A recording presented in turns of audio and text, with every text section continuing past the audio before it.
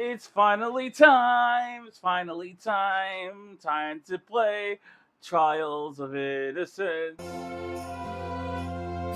So, for those of you who do not know about this game, I have been so hyped for this game for so long. And then when I went to go play it, it got taken down by DMCA or ECMA. I don't really know, but basically it's Ace Attorney, but also not Ace Attorney.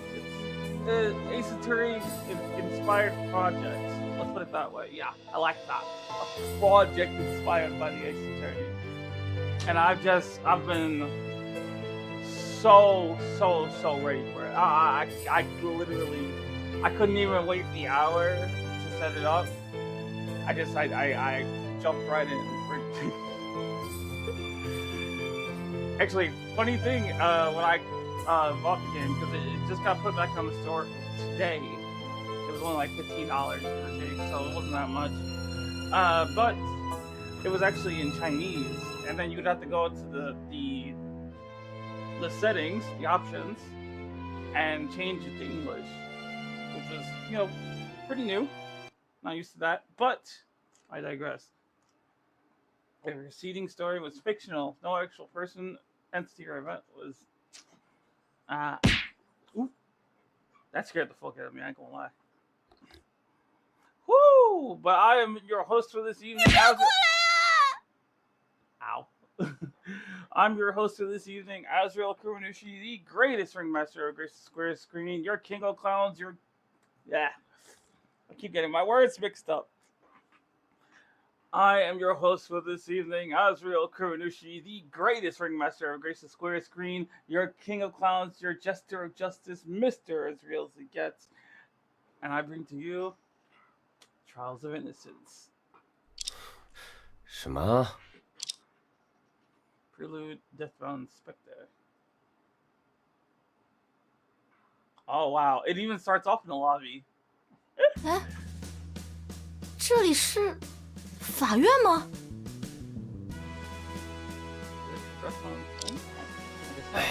马上就要开庭了，让你在旁边闭目养养神，你突然鬼喊鬼叫个啥呢？ Why are you so screwed? Yeah, there's no English voice acting in this game, but the game itself is in English, which is all I can really hope for. 龙叔，因为这是个关于凶宅闹鬼的案子，我又实在接得太急，昨天看了一整晚的材料。 Actually, I wonder.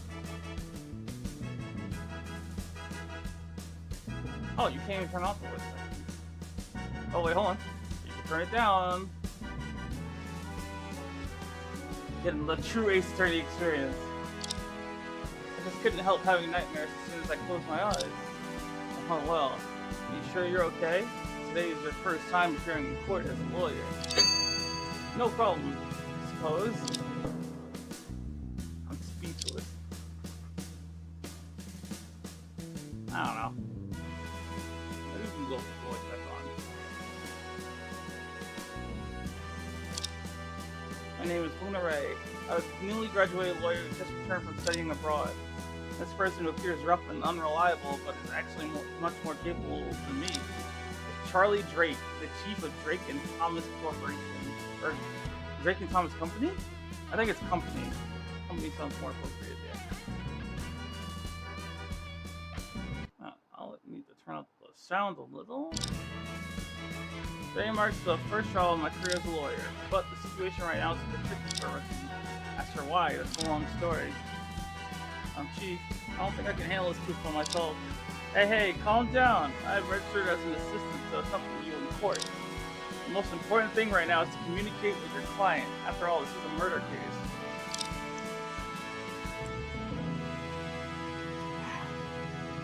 But you only received the case last night and rushed to court this morning. There must be many details you haven't confirmed yet. And yes, this defense is completely unplanned, and I'm feeling a bit overwhelmed. 咱们先去找你的委托人吧。我记得对方好像是你大学时的。没错，就是小梅我了。Wow, she's adorable. 呀，小同学，这里就是传说中的法庭呀，并不像想象中那么阴森嘛。it's not as gloomy as I imagined. 我还是第一次当被告 It's my 呢， first time being 居然还有沙发可以坐，我还以为我带着枷锁蹲在囚车里呢。哎，居然每个地方都有马竞把手， How excited! 好兴奋！ All right, I'm really debating on keeping the voice down. It's not because it's bad, but because it's loud, and I'm not used to like loud screaming. I don't like that, so we're gonna keep it at like a low volume.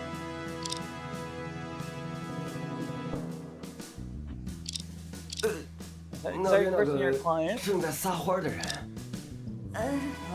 If anyone could actually be brought to court as a defendant, 确实 it 是 would 他会做出 definitely 来的 be 事。 her.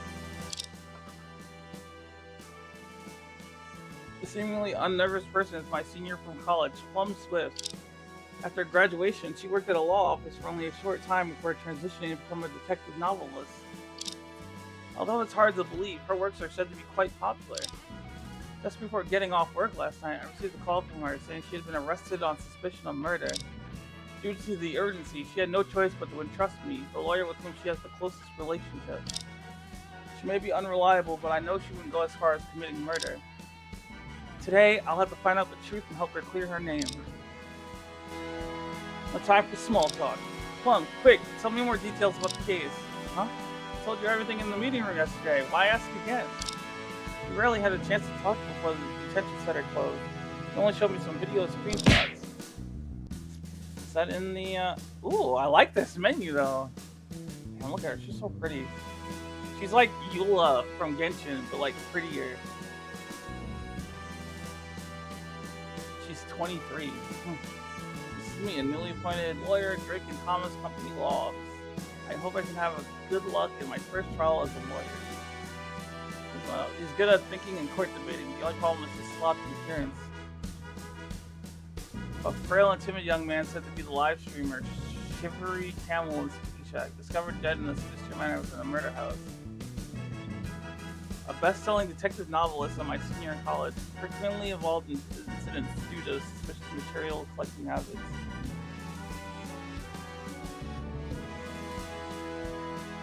Live streaming video of the Ghost Hunt live streamer. A video recorded by the victim's phone at about 4:57 p.m. on the day of the incident, showing the moment when Plum was the victim off. Before we look at that, wow, she comes up nicely on photos. Alright, so your practicing institution is Drake and Thomas Company. Your license type is a full-time lawyer. Here's your license number. We're not going to read all of that. Or the number of your legal profession. Issuing authority, Ministry of Justice, April 7, 2024. Holder is Luna Ray, gender female. ID card number, we're not going to read that, but why the last 3 numbers? 666, she's going to hell. Alright. Autopsy report. Time of death between 3:30 p.m. and 5:15 p.m. on August 8th. Cause skull fracture. There are also extensive bruises on the victim's back, consistent with characteristics of Paul.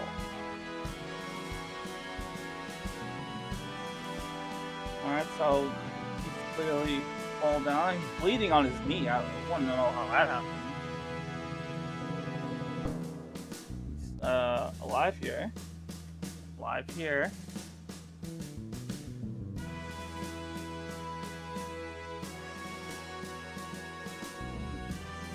What the?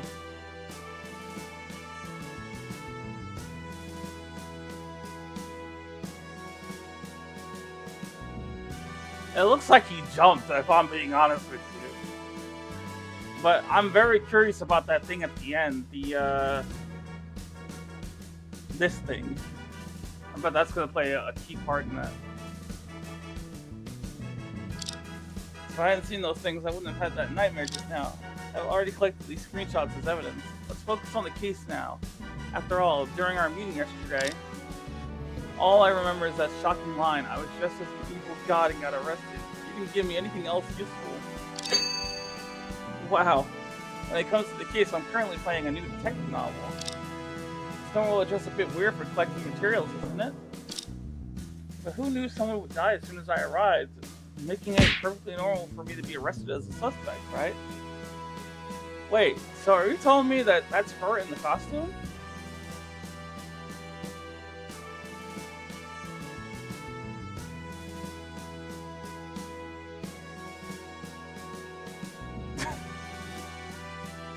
That's funny. That's low-key funny. I don't think either of them is normal.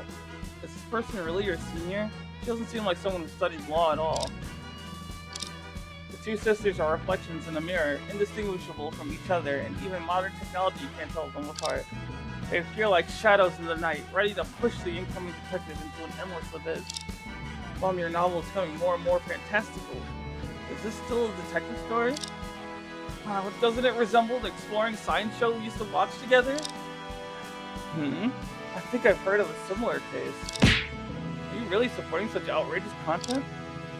It's okay, Luna. I've already gathered some information before you arrived. It said that the prosecutor you're facing today just got the license half a month ago. Feeling a bit easier now? Oh, I heard about that too. It's good news for you. Huh? So today's trial is a showdown between rookies? That gives me a bit of confidence. It shouldn't, because if there's anything that I've learned from any Ace Attorney game whatsoever, it's that no matter how fresh off the press the rookie prosecutor may be, you need to be wary of them, because they're devious. Look, I've even arranged for some reporting to cover the debut. What? No wonder there are so many people outside of cameras. So you're the one who called them here, Plum? If I lose, my career will hit rock bottom after the debut. Don't worry, this case should be a breeze for you. After all, I'm innocent. I just pushed the victim off and he happened to die. What? You're the thing in the video that pushed the victim down? The destined showdown is about to begin. The rookie lawyer pitted against the prosecutor in a thrilling courtroom clash. Wow, how's that line? Wait a minute, what you just said? You didn't mention it at all yesterday. Huh? I didn't? Maybe I forgot. But the court is about to begin in 1 minute. Defense and defendant, please proceed to the courtroom. Oh no, we have no time left. Wow. Anyway, I definitely didn't do it, so relax. Good luck, I'm going in now. Oh, what a unique client. Time's almost up. Take the few pieces of evidence we have and get ready. Okay. Tom's attitude is always different from ordinary people. I can only rely on the few items on hand. Just in case, I can browse through the exhibit tab in the top right corner. Oh, they mean press tab to access it. Oh, okay. I was like, why is that in parentheses? I was like, oh no, okay, I get it, I got you. At this point, it's all or nothing. Come on, for me and for Plum. Contains detailed records of information. You can see the evidence list. That's ooh. Can I save now? I don't think I was supposed to hit that. Because I'm pretty sure there was more to explain on that slide thing. Yeah, let's hit that save. Ow! 关于被告人熊小梅涉嫌杀人案的审理 That actively hurt my ears. I can't. He better not do that again. Unless, hold on, is that me? Did I do that? No, of course it wasn't me. Of course it was him slamming the gavel. 辩护方那个已经准备就绪。 The defense is ready. Bro, who is this old Arthur Hush? Bro, what? 老夫想想，哎呀，一般应该怎么？检控方已经准备好了，应该是这样吧？ Huh? Isn't the prosecutor say a rookie who just got qualified half a month ago? How come it's a man as old as my grandpa? Oh well, I did just get qualified half a month ago. Before that, I was doing some odd jobs in court. Finally got qualified now, you know how to put it. You're never too old to learn. Could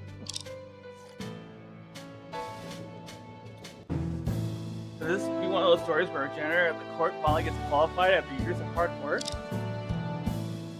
Even such an old man has to appear in court. Maybe they are really short staffed. Think of it that way.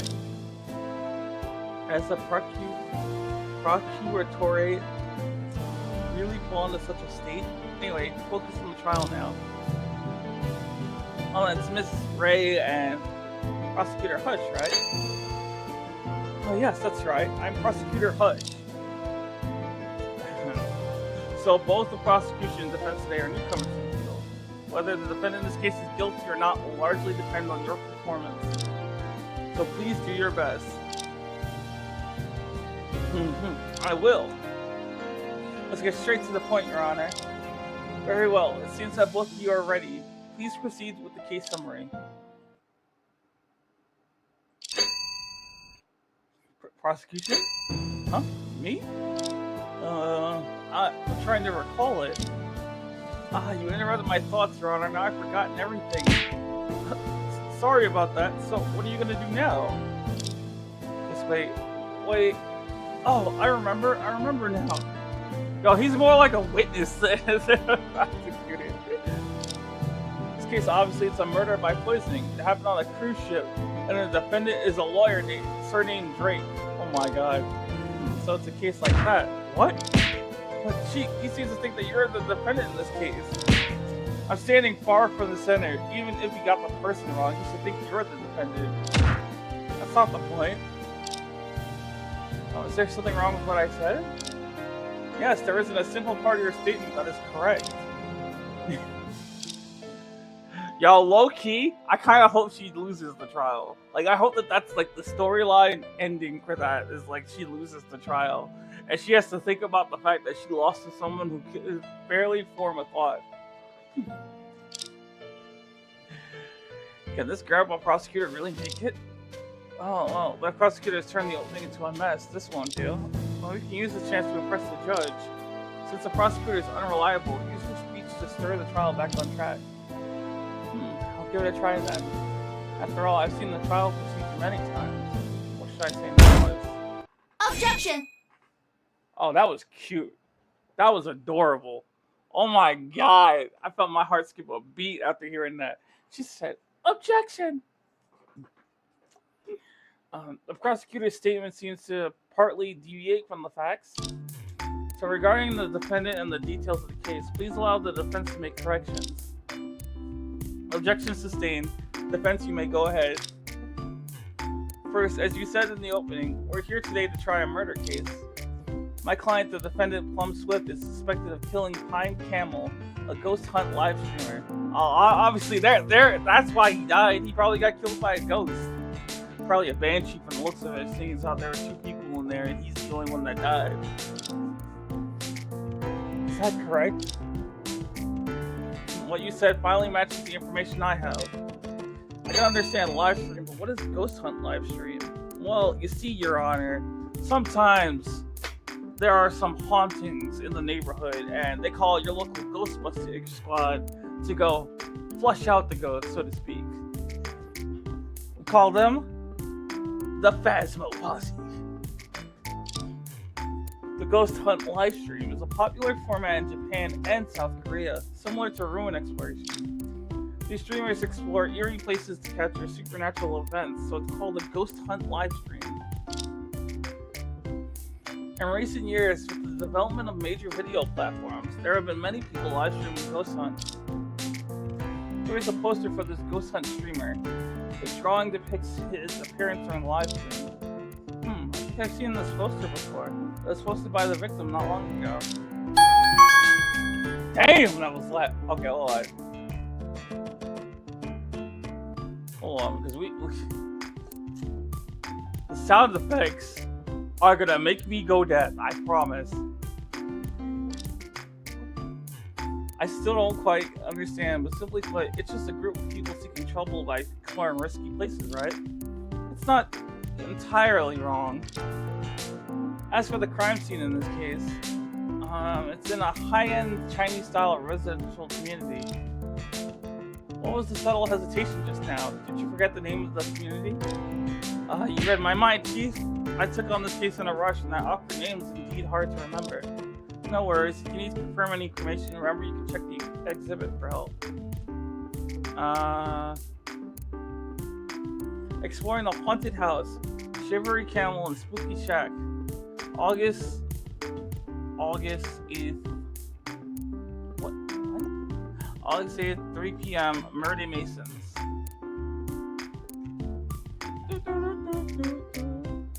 Alright, just click on the exhibit. The name of the community where the incident occurred should be in there. I need to hurry and continue my thing.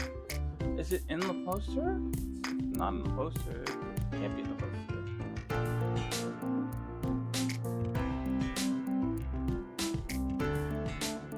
The name of the community where the incident occurred should be in there. His name is Mare de Maison. Mare de Maison! What, Murder Mansion? Is there really a community with such a name? I find it weird too, but the community's name matches what was on the victim's promotional poster. That seems to be the case. Looks like the defense is well prepared. Impressive. Not feeling cheerful despite your kind words. Now for the next question. I'll ask the defense to help me answer it, please. For example, why was the defendant arrested by the police? You must know the reason, right? It's something the prosecution should know best, isn't it? Seems like Prosecutor Hush is seeking help from us. You have to step up and be the good guy. I like this little twist they have going on here, because normally it's the defense who doesn't know like all the details, but this time around it's the prosecution that doesn't know. Or maybe he does know it, he's just forgotten. But I really, I'm hoping and praying that he's just playing her. That he was never really like this forgetful, senile old man. That he was literally just playing her the whole time. That would be legendary, considering how he hasn't said one mean thing to her yet. In that case, let the defense present evidence to explain the answer to this question. This is the part where I need to present evidence to the judge. I've seen this many times. Choose the appropriate exhibit, click present, and that's it. I believe that this is the reason why. That's it! That's it!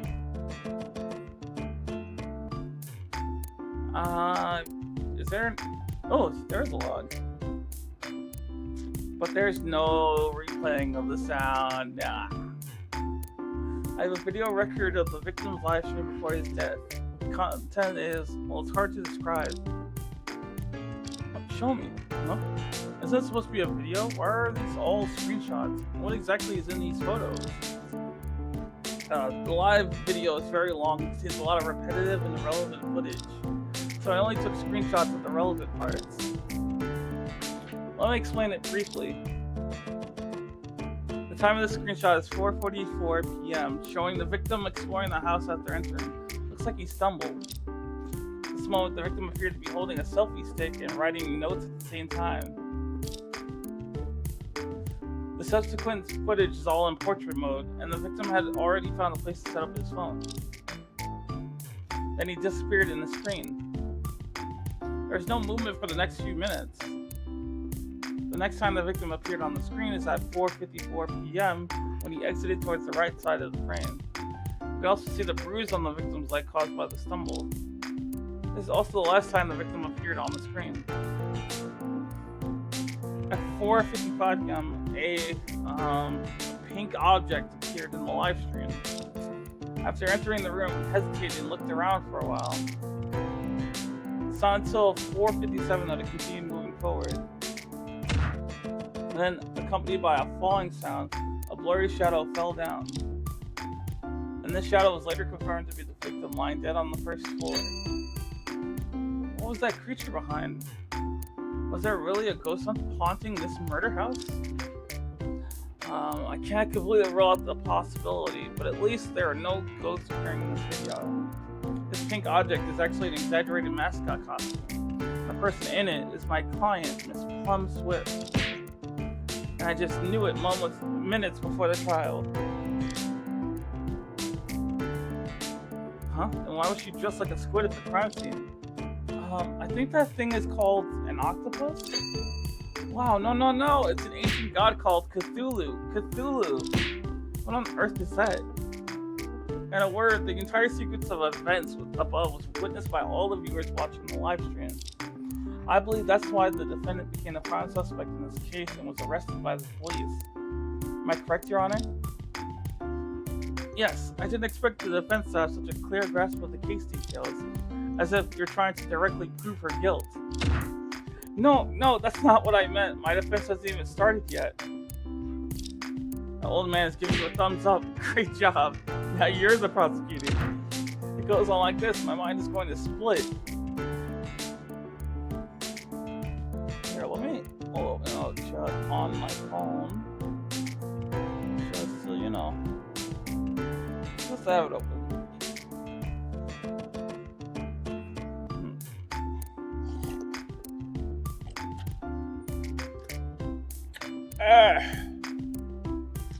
Man, I love cranberry apple juice, but man, is it so sweet.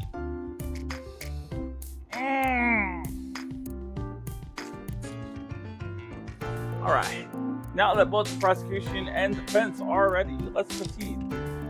Well, with just these few exhibits to sound out the proof of the defendant's guilt, Prosecutor Hush, please summon the witnesses.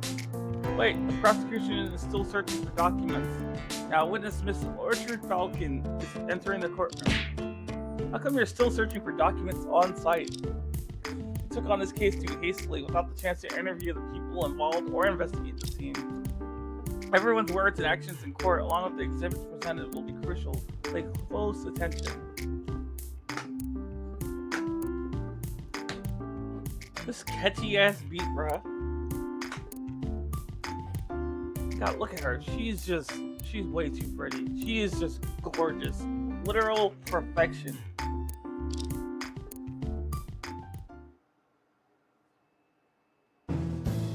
Oh. Hey, she kind of pretty too. Hold on.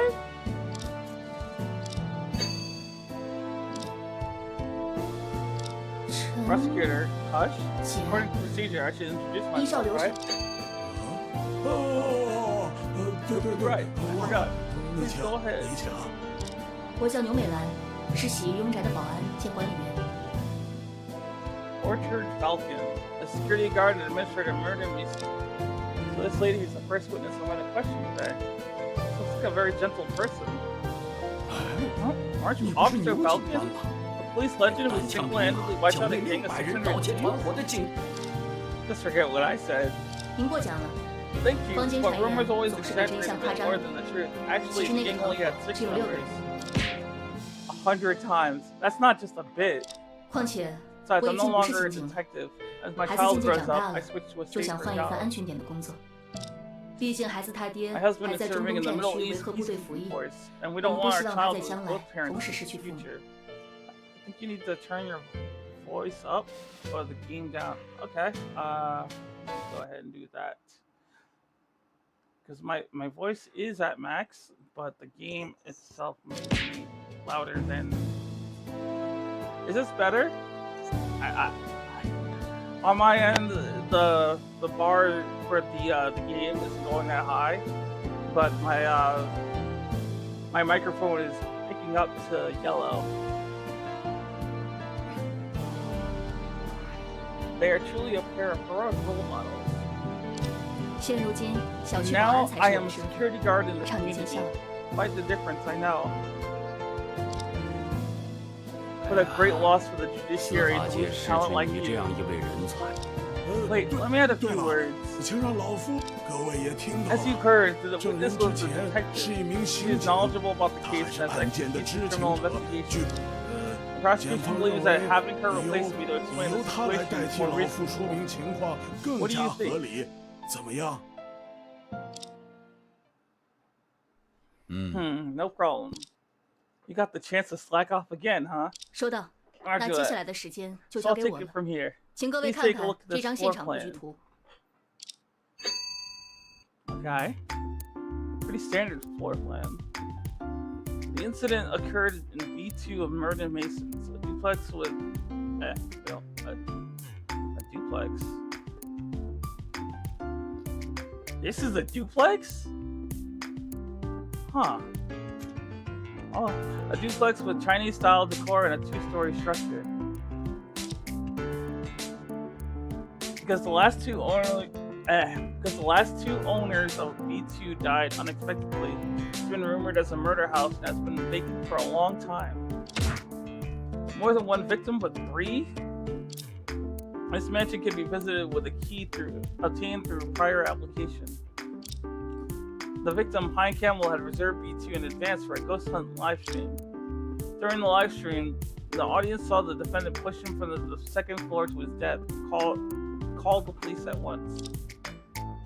But when the ambulance and police arrived, he was already dead, so the defendant, the only person at the scene, was arrested. Wait, did we get the photo yet? Okay, we didn't get the photo yet.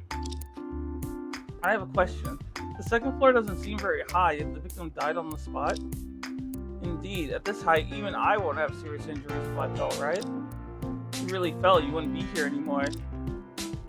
It's not that simple. About that, please take a look at the photo of the scene taken by the police upon arrival. Oh, he hit his head on the table. Oh no! Wait, hold on. He's missing the mark on his leg. Am I crazy? There it is there. There it is again. That looks like his right leg. And again, it's his right leg. Somebody must have bandaged it for him. Because he couldn't have done it.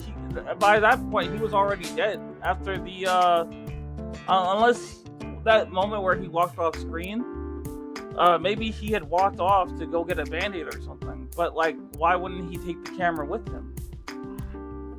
So I think that someone must have patched him up afterwards. Yes, after the former owner's accidental death, a small amount of antique Chinese furniture was left unattended at the scene. And unfortunately, our victim hit his head on the corner of the altar table during the fall, which led to his death. Hit his head right on the corner? Bad luck. Let me submit these items as evidence. God, Orchid Falcon is so fucking pretty. Yeah, let me see that.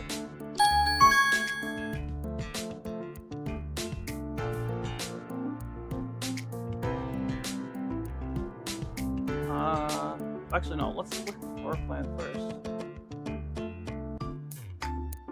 Oh. I thought...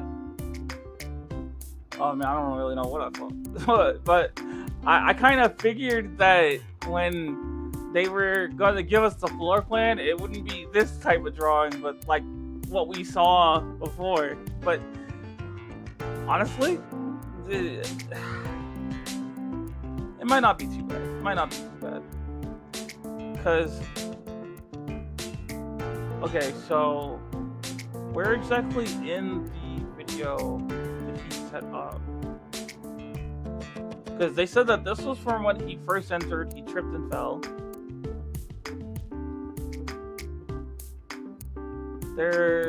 That's up by the doorway, I think. We don't actually see the door where he came in at.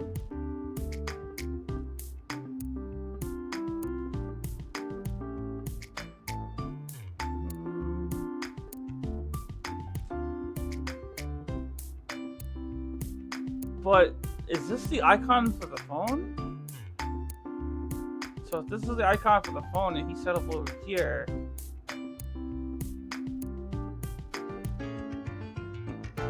unless this is the selfie stick, because like from what it looks like, obviously this could be the selfie stick, but like why would it still just be lying there? Unless I don't know. And then this photo. So this is where he hit his head. You know, hit his head right there. But what is this? This is peculiar. It looks like some of the paper from the you know, the torn areas off of this. But it also kind of looks like pieces of something. Very interesting. By the way, since you're the administrator of the community, could you give us a brief overview of it? Sure thing. The incident took place in Murder Masons, a closed high-end community built by a foreign enterprise. And the number of houses directly managed by me in Zone B is very small. What do you mean by small? Specifically, how many are there? 3. There are only 3 in total. Huh? Only 3? Yes, only 3 in Zone B. They are all large Chinese-style villas, and the community is high-end. As you may know, the density of the population is an important measure of the community's high-end status. No matter how high-end it is, there's still a murder house. She's right. She's right, though. In addition, the property has a closed management system requiring non-owners like the defendant to register for entry and exit. Entry and exit. Therefore, it's relatively easy to trace the personnel involved in this case. I have a report here for your reference. What the? Oh, there it is. Let's go ahead and take a look at that. Alright, so this is the entry and exit registration form for Murder Masons, which, honestly, it sounds like it might have been, wait, hold on. A poster of Shivery Camel and Spooky Shacks. Spooky Shack must be his live stream channel. But then again, isn't his name Shivery Camel? I don't know. Maybe he's going by like a pseudonym or something. But yeah, back to this. We got Orchid, Pine. What? Bamboo Deer. Plumswood, Bamboo Deer, Orchard. There's no entry or exit for 24 consecutive hours. So you should check all 3 mentions in this community to present. And yeah, I can do this. Right, so he never came. Weirdo. B2. Pine Camel. Pine Camel. What? Hold on. Oh yeah, no, that is his name. So is Shivery like his, like the original name, or is it the channel name? I don't know. She also used to trace the person involved. Having a lot more pieces of evidence all of a sudden, I'm a bit lost now. Don't worry, apart from collecting evidence, we can also hear the testimony. Through the testimony of the witness, we can gather more information about the case. Once the witness starts testifying, the significance of each exhibit may change based on their statements. Right, I almost forgot. If I want to help Clum clear her name. I called her Clum. Why did I do that? Why? If I want to help Plum clear her name, I need to find evidence that proves she's not the murderer. She may not be the murderer, but she's definitely giving off really strange vibes. Like, obviously, yeah, apparently, according to Luna, she's always been like that. But she kind of just seems a little too knowledgeable about certain things. Like, excluding the stuff she knows about Cthulhu and all of that, the way that she said that she just pushed him off and he just happened to die, I don't know, something about that just doesn't seem sit right with me. And it's based on the current evidence. Is the defendant really the only person who had the opportunity to commit the crime? Can you provide more detailed explanations about this? Sure, Your Honor. Please allow me to report on the reasons for the defendant's arrest. All right, please proceed.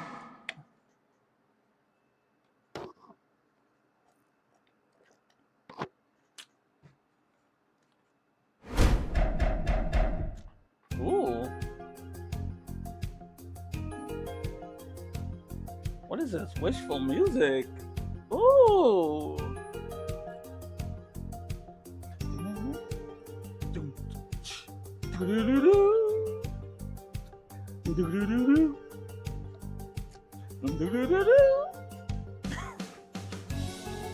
Oh, oh,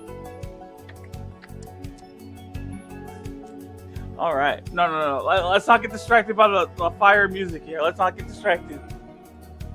At 4:50 p.m. of that day, the defendant, dressed in a bizarre outfit, walked into Zone B of the community, and we crossed paths.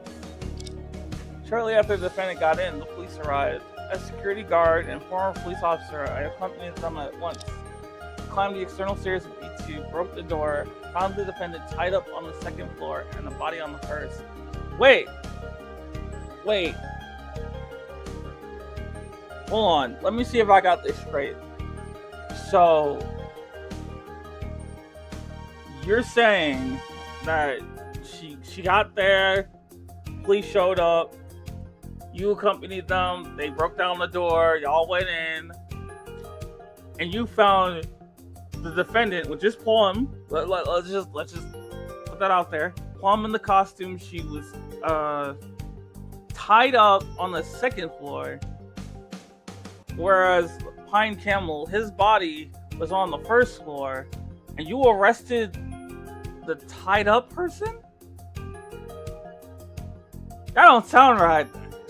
Someone is moving some strings around or something.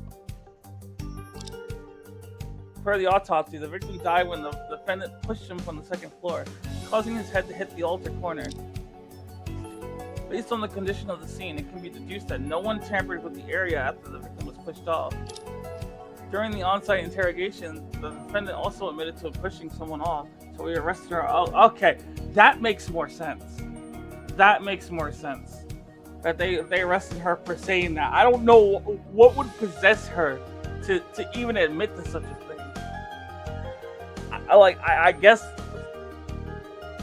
I guess she's like the opposite of Larry, who, like, Larry is always, like, you know, despairing and whatnot, you know, because, oh no, she cheated on me, oh no. But, like, this is weird, because if somebody had just died, right, and you know, the police are questioning me, why am I tied up and all that, and then I'm not gonna tell them I pushed anybody.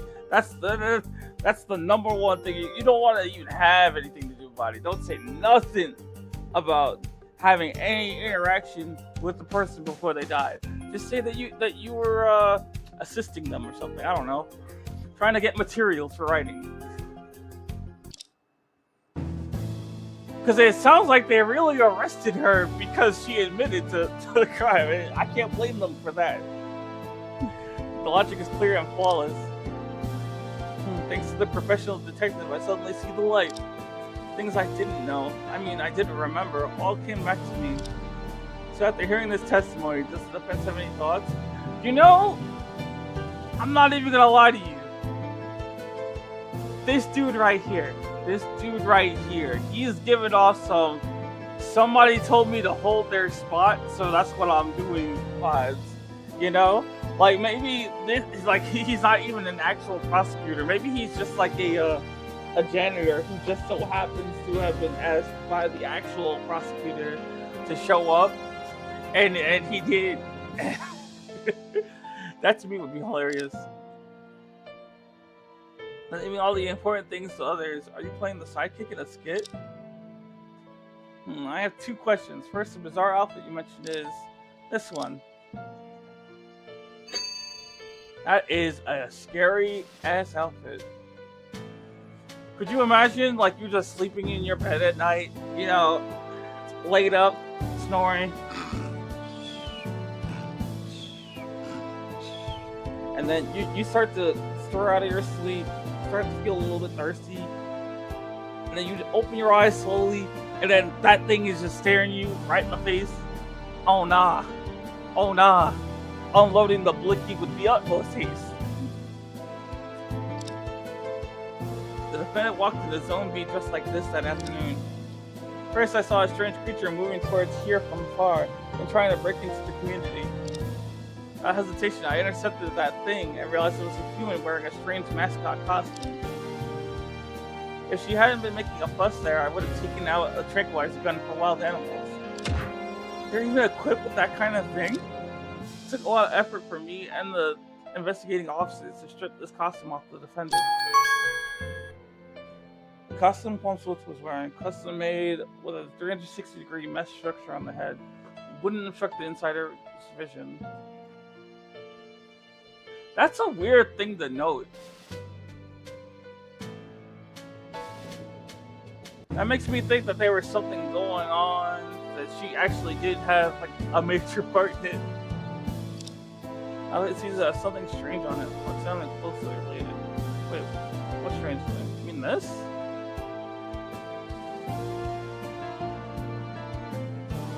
Ah.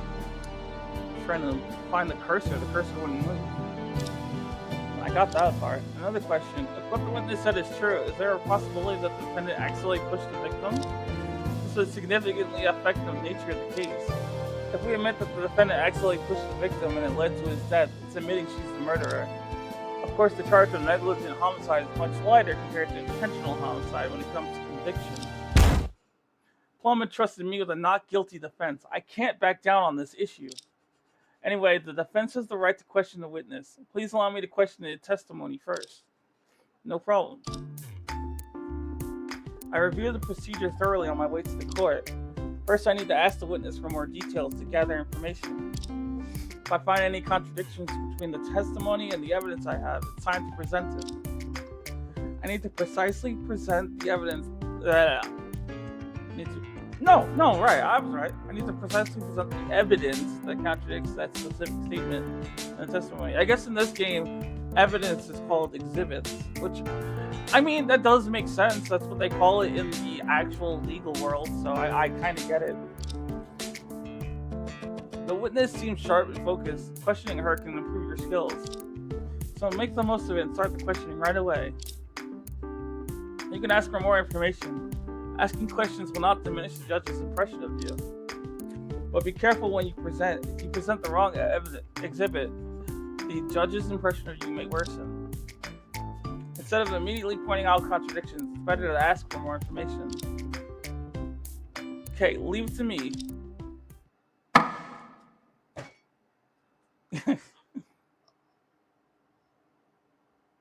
Now we'll enter crossover examination. Characters will recall the witness's testimony through keywords.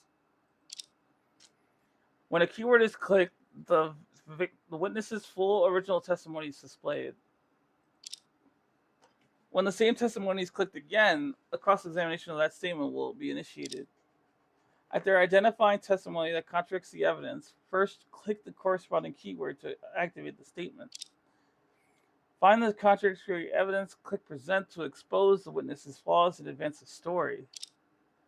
The game ends, your HP are depleted. Save often, and there's also an autosave feature. Keep challenging yourself. I'm not gonna lie to you, I'm a little nervous.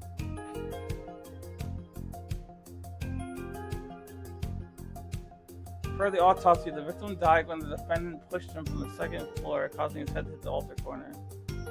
Hold it!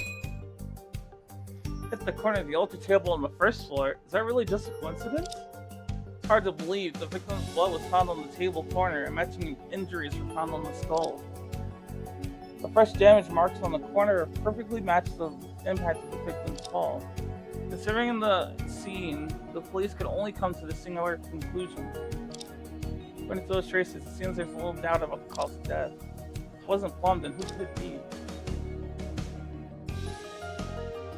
Based on the condition of the scene, it can be deduced that no one tampered with the area. Hold it!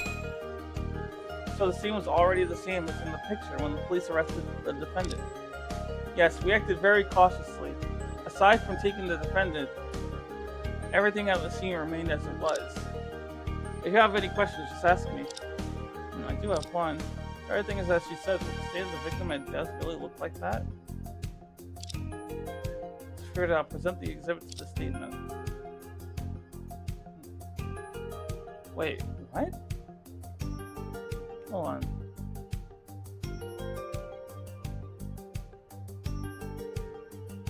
First damage.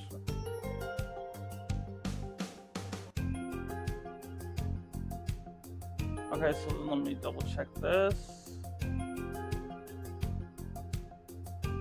Yeah, if he hit his head on the table, what's he doing all the way over here?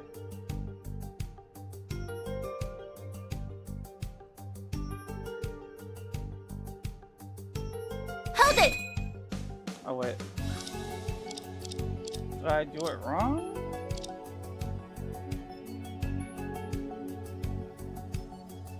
Oh, okay. Objection! Yeah! Officer Culkin, may I ask you a question? Please go ahead. Do you believe the defendant who admitted to the pushing is the sole suspect since no one tampered with the scene afterwards? Yes, the defendant's condition prevented her from tampering with the scene after all. Then there's something strange. Please take a look at this photo of the scene.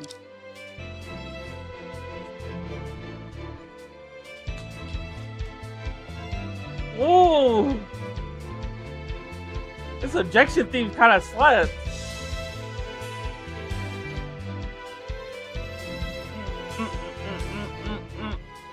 Police's inference is that the victim was pushed from the second floor, hit the altar table, and died. But given the position of the body and the altar table in the photo, it's impossible, right? The body fell on the right, while the blood stain was on the left of the altar table. They were in totally different sides. At just one's floor height, I don't think the body could hit the altar table hard enough to change its angles completely. Ah. Well done, Luna. Very keen observation. Besides that, there's another conspicuous issue in this photo worth discussing. Anything else? The blood around the table is minimal. Is that what you'd expect for sword fractures that swirl in a table corner? Indeed, this is much less blood than I've seen in other fall scenes. I don't think Officer Falcon and the police would deliberately tamper with the scene. Could it be that someone deliberately manipulated the scene before the police arrived? That is indeed hard to rule out. Out the finger way! She's such a mother. She is such a mother. I love her. Oh, look at her hair from the back. After hearing the defense's argument, I also find the scene photo very suspicious. Objection! Oh. Prosecutor Hush, do you have an opinion? Your Honor and Officer Falcon, I haven't caught up with your thinking. Could you please help me refute it? If so, why did you shout objection? Since Prosecutor Hush has requested it, I'll provide some explanations. I acknowledge the contradiction raised by the defense, but that doesn't undermine the conclusion reached by the police, because it only means that the body's shifting direction relative to the altar table happened before the police arrived. This does not change the conclusion that the defendant was the only person present at the scene. But the defendant was entangled in the staircase railing and didn't have the ability to tamper with the scene. Well, now hold on. They didn't say anything about her being stuck at the staircase railing. They just said that she was tied up. Whether the defendant was entangled in the staircase railing before the victim's death is something we cannot prove. After all, the live stream was cut off immediately after being reported by netizens. She could have tampered with the scene on the first floor before returning to the second floor. Isn't that a bit far-fetched? She was wearing that kind of costume. It's not entirely impossible. Calm down and listen carefully. Also, given the victim's limited fall height, there's also the possibility that he survived for a short time after the fall. What if the victim moved the altar table after he fell? During the victim's struggle, he accidentally moved the table. That movement was minor, so no significant traces were left. Yeah, I don't know about that. Because for one, hold on, let's flip the photo again. Oh wait, I gotta hit the magnifying glass. For one, he would have.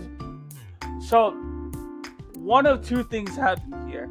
Either he hit his head as like the way that he's laying right now. He hit his head like that, and then the table. No, actually no. One things happened here. He hit the table going down. And then afterwards, the table was moved, or he was moved on the table, I should say. My bad. Because if he was laying as he was now, the blood most likely would have dripped over onto like this area of the table. So I don't think that that's the case here. I think that maybe he might have fallen either from like if you flip this around and like his legs were on the left side, his head was on the right side. He hit the table on the back of his head, and then his body was moved.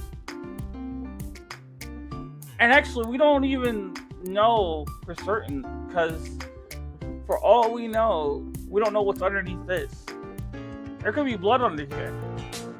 That showed that like the killer wiped away the blood, so that it made it seem like he just got pushed, hit his head on the table, and then like the blood could be from like them dragging him across the floor.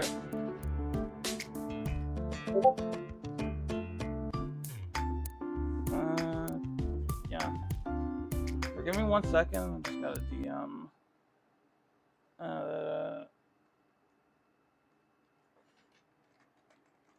Flashlight. Hope everything. No.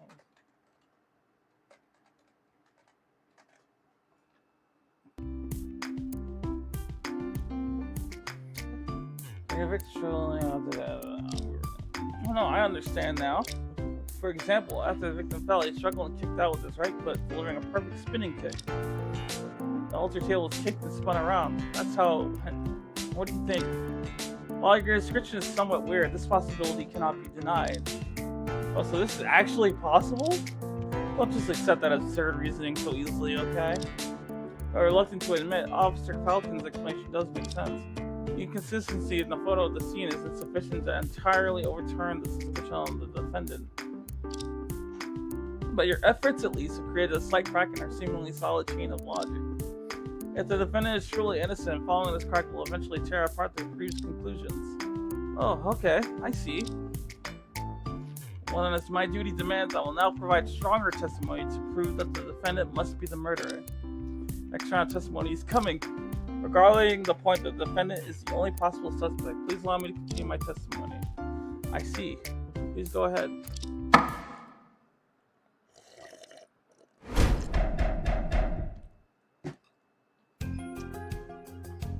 Ah! Such a strong sting. Oh, you know what? I might actually have some chocolate over here. Yes, sir. Nothing like some chocolate with some attorneying to make you the brain juices really start working over time. Damn, these bars are big. I mean, they're cut up in like small ones. No, cut up is like, you know, a really weird way of putting it. It's like it's a Hershey's bar, so like you can separate them. It's 4x3. It's I don't know how to describe it. I'm really bad at describing shit. But the entire base bar, like not the smaller ones, but like the whole bar as a whole, it just is so big. It's bigger than my hand, actually. The house where the incident occurred has unique layout. The first floor door is totally sealed. Only the door up is accessible. Wait, so there is a door here? Ow! I just felt my jaw pop. I don't see a door in the floor plan. Unless it's over here somewhere, I don't know.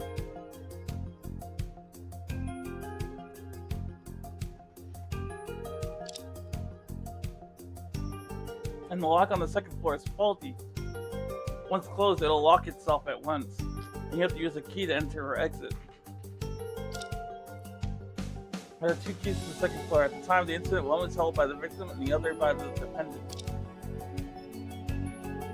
When we broke into the house, both keys were securely attached to the holders with no signs of them being taken away. On the day of the incident, no one else could enter the scene except the victim and the defendant. In conclusion, the defendant, Plum Swift, is the only suspect. That's all. What kind of terrible lock is this? Truly befitting a murder house. And the police examined the doors and windows at the scene and found no evidence of forced entry or tampering with the locks.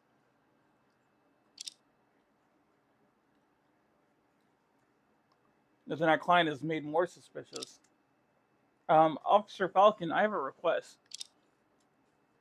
Please go ahead. Can the lock of the murder house be submitted as evidence in court? I just want to have a look at. I want to accept it as evidence.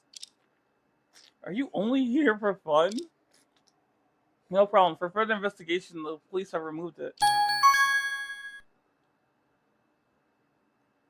The house can only be accessed from the second floor. The unique lock on the second floor locks itself upon closure, requiring a key to unlock. No signs of lockpicking on the door. Huh. It's really stuck when it's locked. Looks like we'll have to use the key to open it. The murder house truly lives up to its reputation. Reputation? A murder house? But would anyone take over such a house? That's not my concern. I wouldn't want it even if it were free. I couldn't agree more.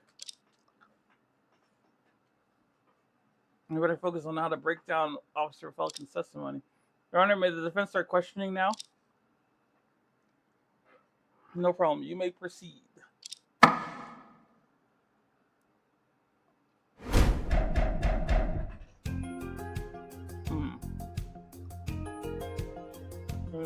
Keys are securely attached to the holders. Hold it! What do you mean by securely attached to the holders? See, I'm glad that she asked it that way, because I was confused by that statement too. That's right, you know something about key rings, right? Yes, they're metal rings, often adorned with various ornaments. That's right. The police conducted technical examinations on the key rings of both the defendant and the victim. Both showed no signs of being forcibly damaged. Besides, the victim was found lying on his back and his key ring was completely pressed under his body. As to the defendant, due to her peculiar state, her key was rolled up with the mascot costume on the railing.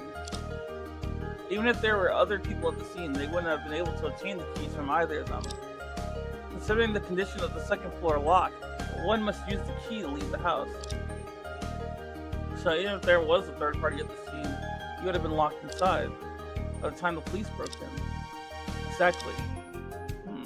So this murder house has truly become a locked room.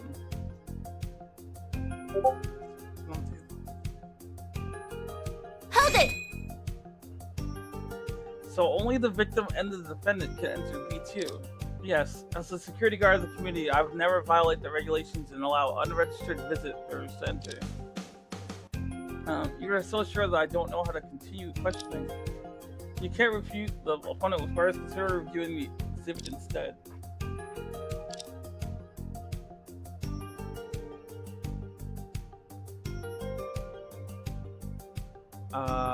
What about this? Objection! Oh my god, it's right?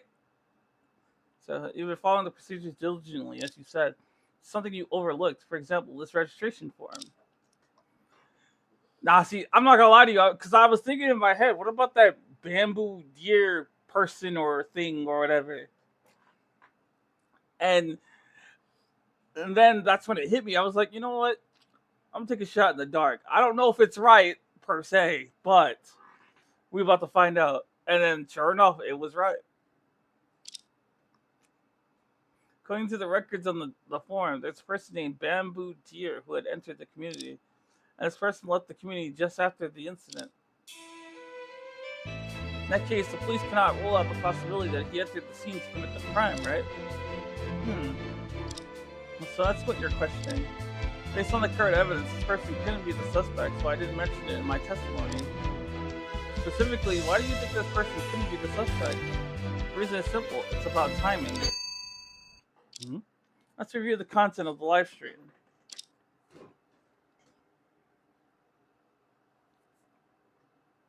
The moment the viewers witnessed the defendant pushing the victim off was at 4:57 p.m. And this visitor left the community at 4:56 p.m. It seems you get it. Yes, these two events occurred almost simultaneously.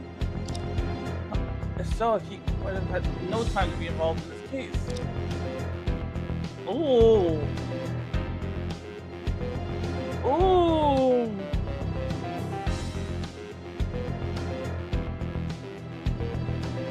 Yo, when I can't even speak today. If when my phone rings, this song were to play, I don't think I'd ever pick up the phone. I'm telling you right now.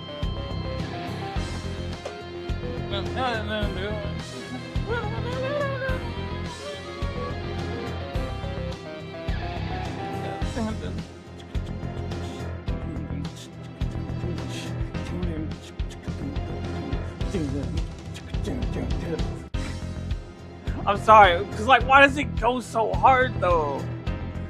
You could tell that the team behind the music, they were putting their heart and work and soul in there, their sweat, their blood, their tears, everything. They were leaving it all on the line to make this soundtrack. Exactly, and there is no third key for him to use. Still, only the defendant and the victim have the opportunity to enter B2. Moreover, let's say this person did enter B2. So what? The video is completely revealed the moment the defendant committed the crime, a fact that cannot be erased by any interference. Is that so?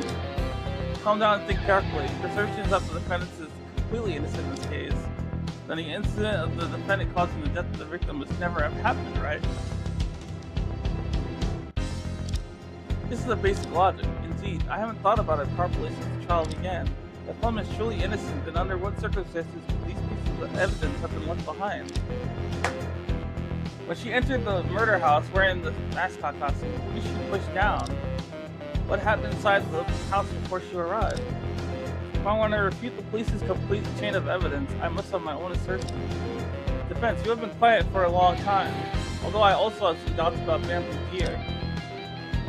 We don't need to discuss this person for now based on the evidence provided by the police. Objection!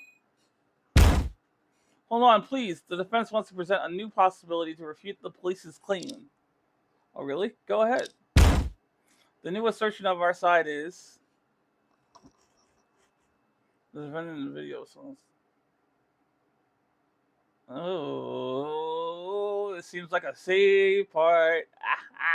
I'm gonna save. Actually, let's look at the log. Yeah. Well, thank you. Ooh. Ooh. I might eat these now. What the heck?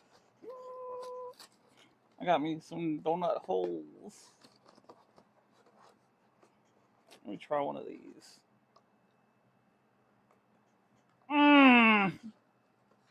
Oh yeah, that's that good stuff. I'm gonna take 3 more, and then I'm gonna put it back on the shelf. That's a good. Oh, good.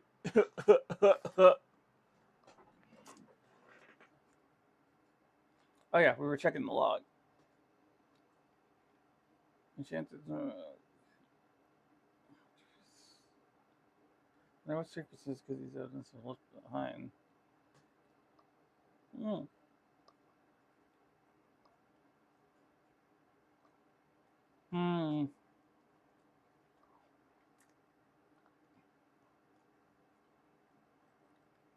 So we've just been trapped in a fixed mindset? Why does this live stream video necessarily capture the exact moment of the crime? Let's consider a possibility. Pine Camel was already dead and it was his body that fell. Then even if the defendant admitted that she pushed down the victim, it wouldn't constitute murder, right? You're saying the victim fell twice? No, Mr. Lair. Your speculation is solely based on your own argumentation. It remains in the realm of imagination. But based on the traces at the scene, the most reasonable inference is that the victim fell only once. But it seems that you can't prove the victim fell only once, can you? Yes, as Prosecutor Hush said, due to the same environment, height, and posture of falling, it would be difficult for the forensic experts to determine whether the victim fell once or twice. The live stream video clearly captures the moment when the defendant pushed down the victim. I don't think there's a possibility of the victim falling twice. You know what I just thought of? And it completely blows my mind, by the way, that I'm just now thinking about this. So the last thing we see in the video screenshots is this frame right here. But nobody ever mentions turning off the live stream or anything. For all we know, this could very well have just been like one of those situations where they could have possibly captured the real killer. Objection! No, we believe that the video contains a blind spot that we hadn't noticed before. It reveals a new possibility. And please point it out, the defense. Where is this so-called blind spot? Since I need to select the right picture in these pictures. Please look here. This part of the video reveals another possibility in this case.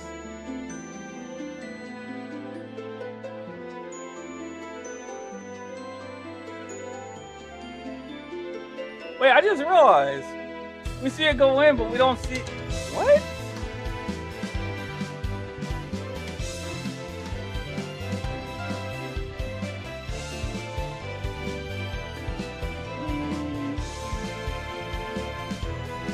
That's it. Is it really? I'm not quite sure. I like how the first thing I got wrong was on a section that didn't have a penalty. That's it. It's here. At the moment the victim fell to the ground, there happened to be a screen in the scene blocking the view. Was it a screen? Oh. I keep trying to double click it because I think it's gonna like...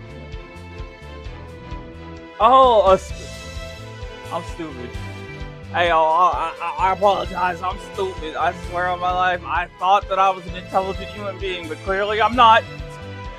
They said a screen, and my dumbass thought of like a television screen or like a phone screen or something.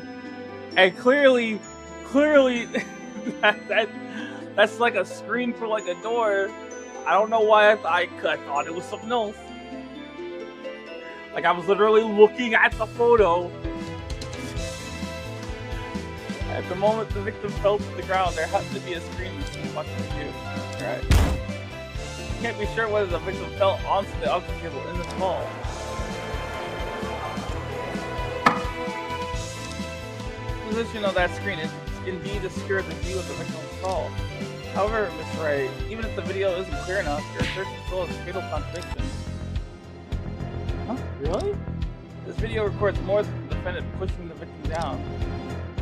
Just a moment before this, the shivering camel and Stevie Shack had appeared on camera. The live streamer was dead before the defendant entered. How do you explain the footage? It's a problem. Let me think. To make your assertion fully credible, the inference here is crucial. Think it through before answering. Oh yeah. Tell me to think it through, that means I'm about to get penalized. I'm sure your camel still appeared on camera in this live footage.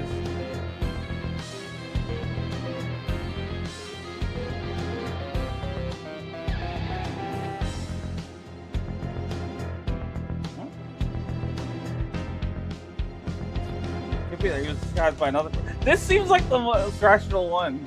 Because it's a live stream. It couldn't have been pre-recorded because it's a live stream. You can't pre-record a live stream, that's just not how it works. And the one live streaming was his dead body is low-key kind of ridiculous. Like, like what? How did is the dead body just like holding the camera or something? Man, get out of here with all that. It's quite simple.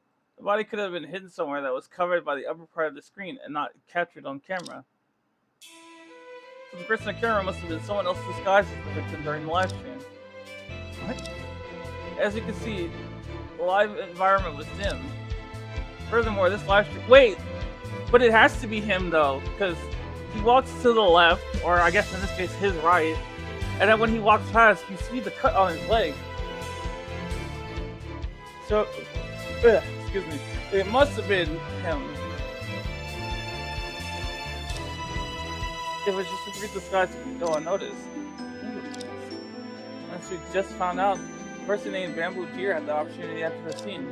Suppose Bamboo Deer killed the victim earlier and then disguised as the victim for this live stream.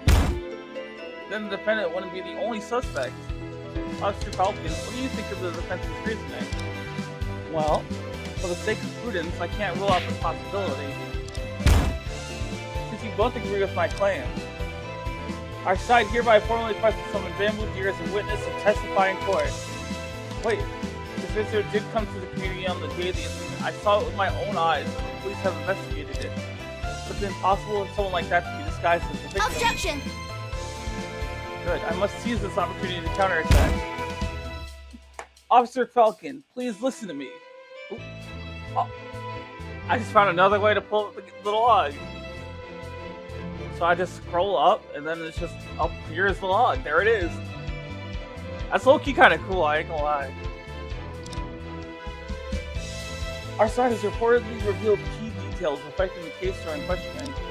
That's the defendant's eccentric personality and odd behavior are really troublesome. But under the impression that she's annoying, you would inadvertently overlook many facts favorable to her. Are you saying that my personal emotions cloud my judgment?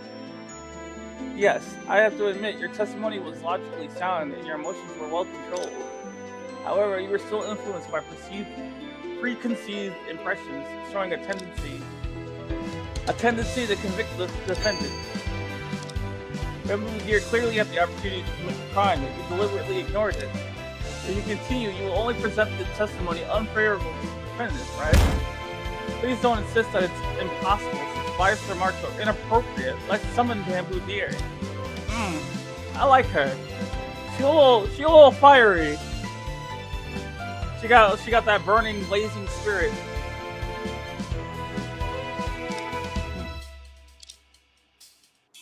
What's wrong with Officer Falcon? Maybe you hurt her detective's pride by saying it too frankly.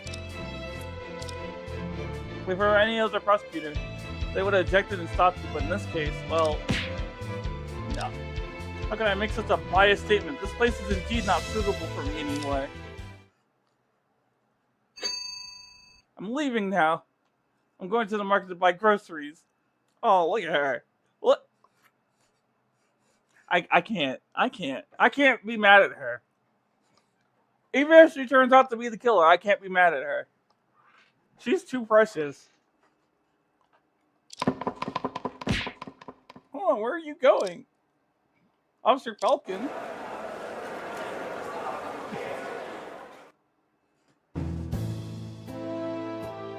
How is Officer Falcon? Officer Falcon ran so fast that the bailiffs can catch up. Probably felt that her professional integrity was lacking and left for self-reflection. Just let her cool off for a while and it should be fine, I believe. She's still got the detective skills, staying true to her past. What should I do? You can help summon the witness. Huh? Oh, the defense is talking about Bamboo Deer? It seems that this person should be summoned. Actually, I'm also curious to see how this person was disguised as the victim. Are you here for fun? Okay, since both sides agreed, it's up to the prosecution to summon the witness named Bamboo Deer to the stand. This witness should still be at work now. Luckily, the location isn't far from the court. It'll take 20 minutes? That should be enough. Alright, I declare that the trial is in recess for 20 minutes. Prosecutor Hush, please go through the necessary procedures.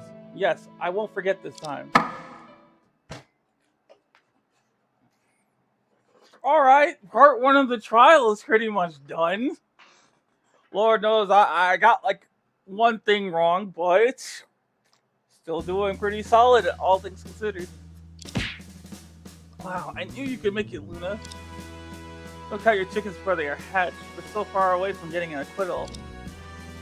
Luckily, the prosecutor is a weird old man who hardly objects. He reminds me of Professor Williams from our college days. Our break time is limited. Will you two stop chatting? I got carried away. Well, it's time for you to explain what you did in this case. Oh, you're so serious all of a sudden. Because you're too unserious. Anyway, let's not waste time. Tell us what happened on this day of the incident. Alright, let me think. I was going to interview Shivery Camel for materials, and we agreed to meet at 5 p.m. in B2 at the Murder Mansion community. Everybody calling it the Murder Mansion community? He sent me a key with B2 written on it, so I suppose he wanted me to open the door for myself. Why didn't he open the door for you? I think it's because he wanted to create a scenario where someone suddenly breaks in during the live stream to surprise the audience. So ghost hunt live streamers need to plan things like that. Wait, but they said that they were meeting at 5, so why would she show up as early as... Hold on, what time did... It's like 4:55, I think? Maybe, possibly? That's a little early. It was a bit problematic, and he couldn't leave it unlocked, so he had to give me the key in advance. That makes sense. Hold on, so you dressed up in that mascot costume for it? Bingo! His screen name is Shivery Camel and Spooky Chat. Okay, so that's like his whole channel name, which is weird. Weird. Weird! And he wanted me to stage a sudden break-in. So of course I would play along and dress up as an evil god to meet him. In order to become a qualified evil god, I spent a lot of money ordering a custom-made one from a famous online shop. It's just a pity that I had too many demands, so the finished costume has some flaws. It's a Chinese-style villa. What kind of evil god are you dressed as? But after I entered, I didn't even make it down the stairs before stepping in some sticky liquid and taking a really bad fall. Oh shit! Did she fall off the thing? That's when the strange stuff got stuck to your costume. What on earth is that? Actually, do we have the costume thing? Yeah, we do. Okay. Well, all I see is this. Oh, and here's the keyring. That's cool. Right on the tentacle.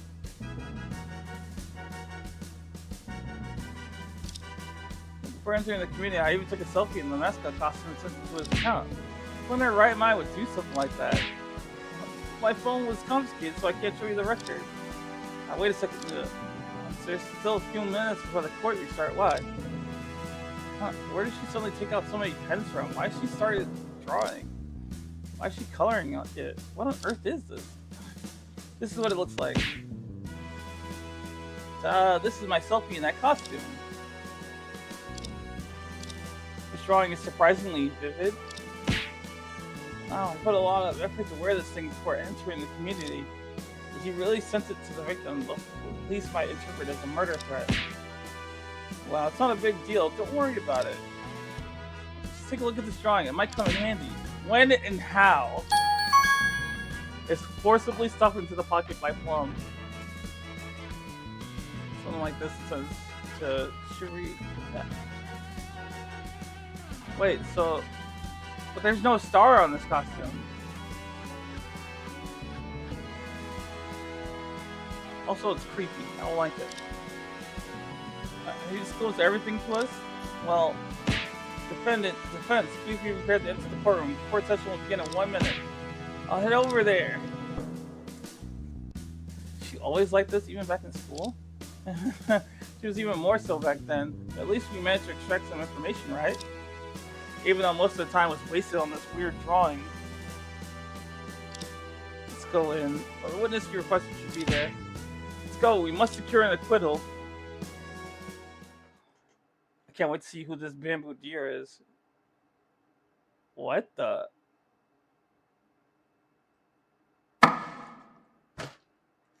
Good. Now that both parties are present, the trial will continue. Your name is Bamboo Deer, right? Yay! That's a guy. That's a guy. 100% that's a guy. There's no way that's a girl. Can I... Are they in the witness thing? Not yet? Okay. No, but that's definitely a guy. 100%. 说的没错，本小姐就是大唐艺术园的导游马思竹。Great Tang Art Card. 啊？为什么会是个汉服美女啊？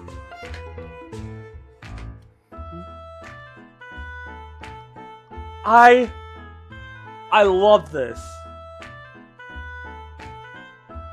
I love this so much. You don't understand.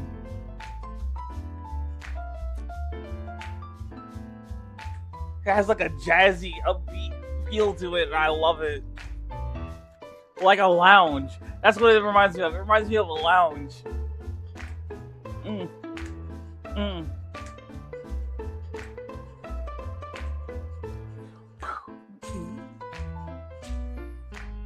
I'm sorry, it's just so good. I swear, it's like they want me to stay on the game forever because I promise you I would. If there is like an OST DLC in the near future, by all means, please let me know. Because like I need this in my life. 哎，本小姐不能试吗？等等，为什么没有人提前告诉我？这个马斯竹是？老， I thought you knew it. 还以为你早就知道了的。 It's a 所以 woman. 才想看看 Good. 他 She's 要 a 怎么才 woman. 能变装成死者。 I thought it was a guy. It just seemed so obviously a layup to be a guy. I feel like I've been played. 证人，这里是严肃的法 Man, 庭， this is the courtroom. 你怎么 Why 这 did 副 you 打 come 扮就 just 进来 like 了？ this? Well, it's because the summer was rushed. 毕竟人家的工作 My 就是 job 穿 is 着 to sway 汉 on a 服 wobbly 踩在 bass 不 in 倒翁比 Han 赛上摇 Chinese 摆 clothing. 表演。 啊， No wonder she's 怪 always 不得他 flying. 总是摇摇 Making 晃 me 晃的。 dizzy. This prosecutor insisted I come over. Hearing there's business in court, I jumped off the base and ran over without even changing my clothes, so here I am. After swaying on the base for a few years, I've become light on my feet. Now I can walk without making any sound. That's an interesting thing to note. I'm pretty sure that if Bamboo Deer is the killer here, then I think we know how they got close. Since I'm here, huh? Ladies and gentlemen, though I've come to the court, I still have to do my job as a tour guide. She's so pretty. But why is the microphone bouncing like that? Join my impromptu performance. Feel free to donate if you can, or just enjoy the show. Money for mirth, bills for thrills. Wait a sec. Wait a sec. It's not the time for hawking. Let's get back to the case. Huh? Is that so? Alright. I was going to say that even if you don't visit the park, you can buy the Han Chinese clothing I am wearing. Whether it's Han Chinese clothing, opera costume, or mascot costume, I know them all very well. Feel free to ask. I'm also skilled in handicrafts. The outfits I wear are all made by myself, ensuring exquisite and no waste of materials. If you're interested, remember to follow my handicraft workshop. So, that's another interesting thing that she mentions. Not that last part about the workshop, I don't really care about that. But the fact that she makes a whole bunch of types of costumes, such as mascots, opera costumes, Han Chinese clothing. I think that's how we tie her to Plum, who like had hers custom made. A dedicated worker. Seeing this witness in person, it seems like what Officer Falcon said was correct. It's impossible for her to disguise herself as the victim for the live stream, right? Well, for the sake of prudence, I think we shouldn't jump to conclusions. Since I took effort to get her here, I had to get something out of her. Witness, based on the previous proceedings, we suspect that on the day of the incident, August 8th, you may have entered the crime scene. Can you tell us what you did yesterday? Seems to be my duty to have the witness testify? Surprised you can remember that. The defense's request is reasonable. Witness, please testify as requested. Wow, do you want me to guide you all? Then listen carefully.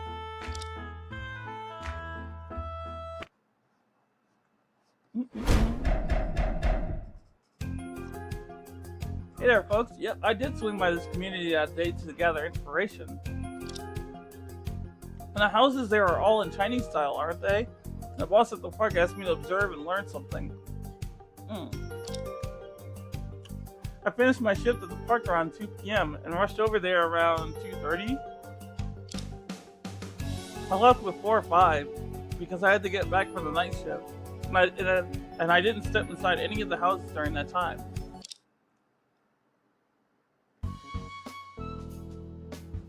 How about that defense? The witness's performance seemed pretty good, huh?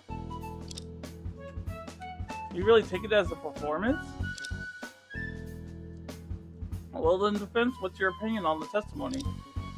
At first glance, this brief testimony seems fine. What should I do next, Chief? For witnesses with such brief testimonies, we usually need to ask more carefully. There might be some new information in her answers. I got it.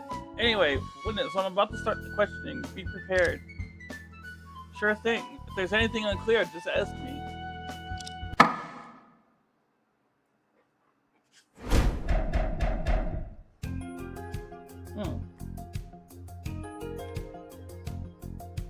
Hold it! You rushed over right after your shift, so you were working overtime. Oh, you're so sharp. The boss did approve some extra cash for my investigation. Upon hearing about the overtime pay, I dashed straight to the community. My boss even paid for my transportation. What? Nobody's paying me even for my trips to this courtroom for legal battles. Oh. Uh-oh. Oh, okay, there we go. I hit the end button and it hid everything. I didn't even think about that. Hey, how did you even get dragged into this? By the way, is your office in need of an all-arounder? I got some free time every Saturday afternoon. Sounds like me. We're going on cleaners. Please, no side jobs in the courtroom. Or, we're good on cleaners. Let's stick to the point. I left before 5 and decided to get back to the night shift. I didn't step inside anything else during that time. You left before 5, that's about 2 hours. During that time, were you just investigating? Of course, 2 hours is far from enough to inspect so many houses there. And if you firmly believe this witness may have been in and out of the crime scene, you need to ask her for more information. But you're right. As of now, her testimony is greatly lacking information. Let me think. Witness, during the 2 hours, what exactly did you inspect? Can you share it with us?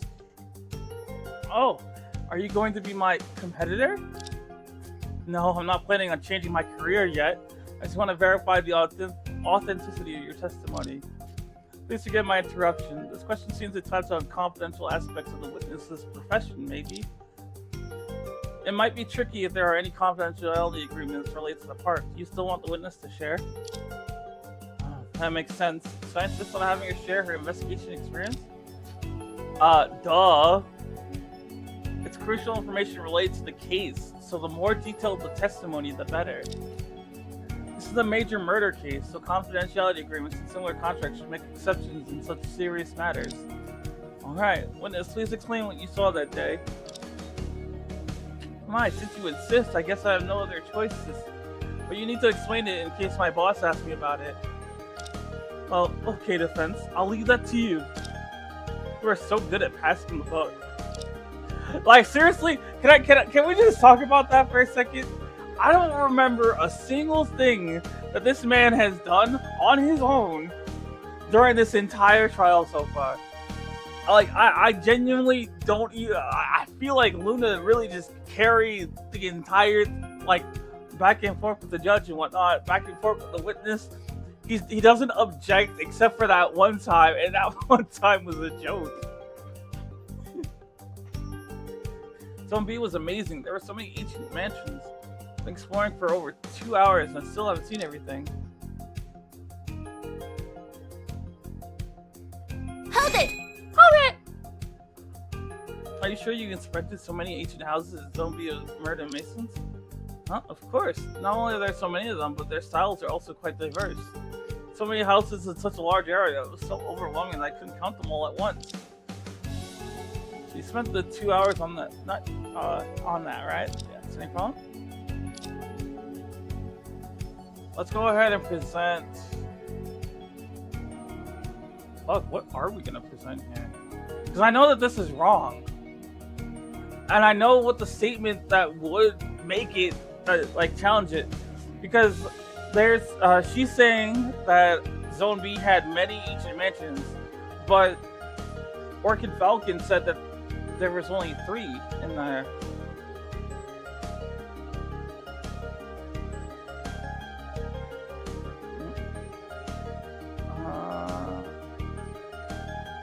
Objection! There we go. Witness, can I interrupt your explanation? How, is there something you don't understand? You claim that you got absorbed in Zone B because there were so many ancient mansions, right? Yes? What's going on? Oh, but the registration form for Zone B shows that there are only 3 houses in the entire area. What do you mean by so many? What took you over 2 hours to inspect? Only 3 houses? If you're not even aware of this, it indicates that you didn't really explore the community. Witness, please answer my question. Could it be that you spent over 2 hours inside B2 the entire time? Huh? Objection! Oh, there we go. How can you be speaking so baselessly? Let me check. The mansion closest to the entrance. Huh? It's B2! Huh? I'm sorry, I did enter B2.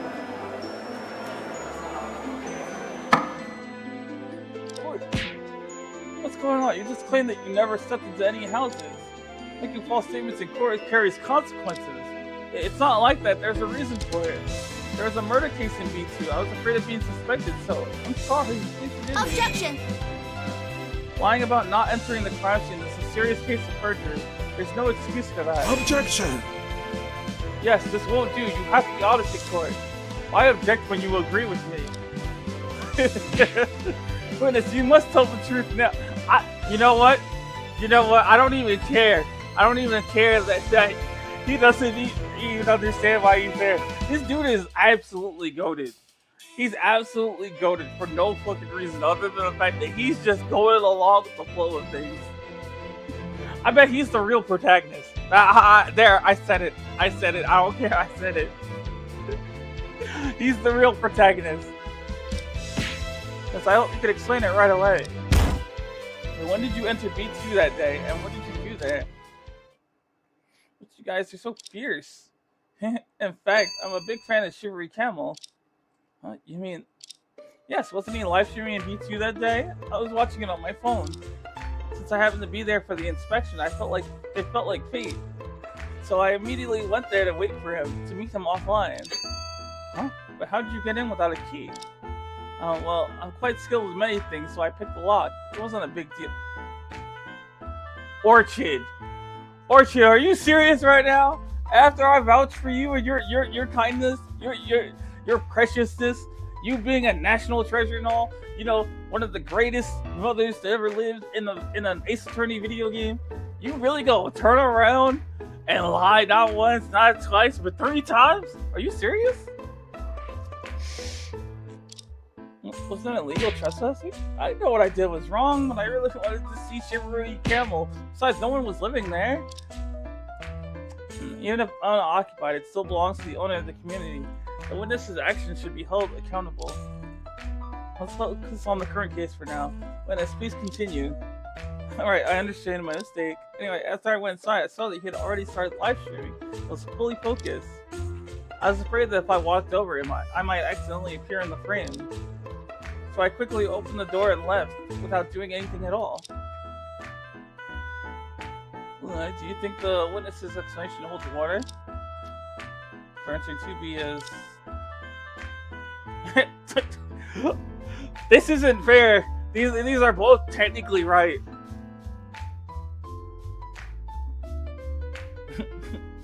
I don't know what to pick. I really don't.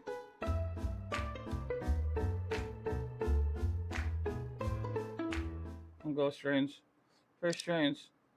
Is it? As an influencer, many fans would specifically come to hunt for me. It's because they love me. I can't let them down. I can make merchandise featuring my image by hand on site. Whether it's paper cutting, clay figurines, or acrylic signs. You carry all those materials with you? And this, please stick to the...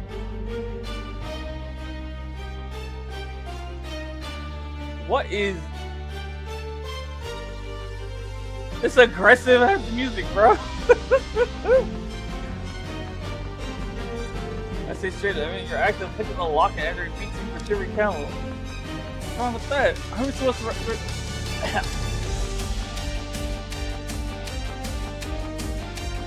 Okay!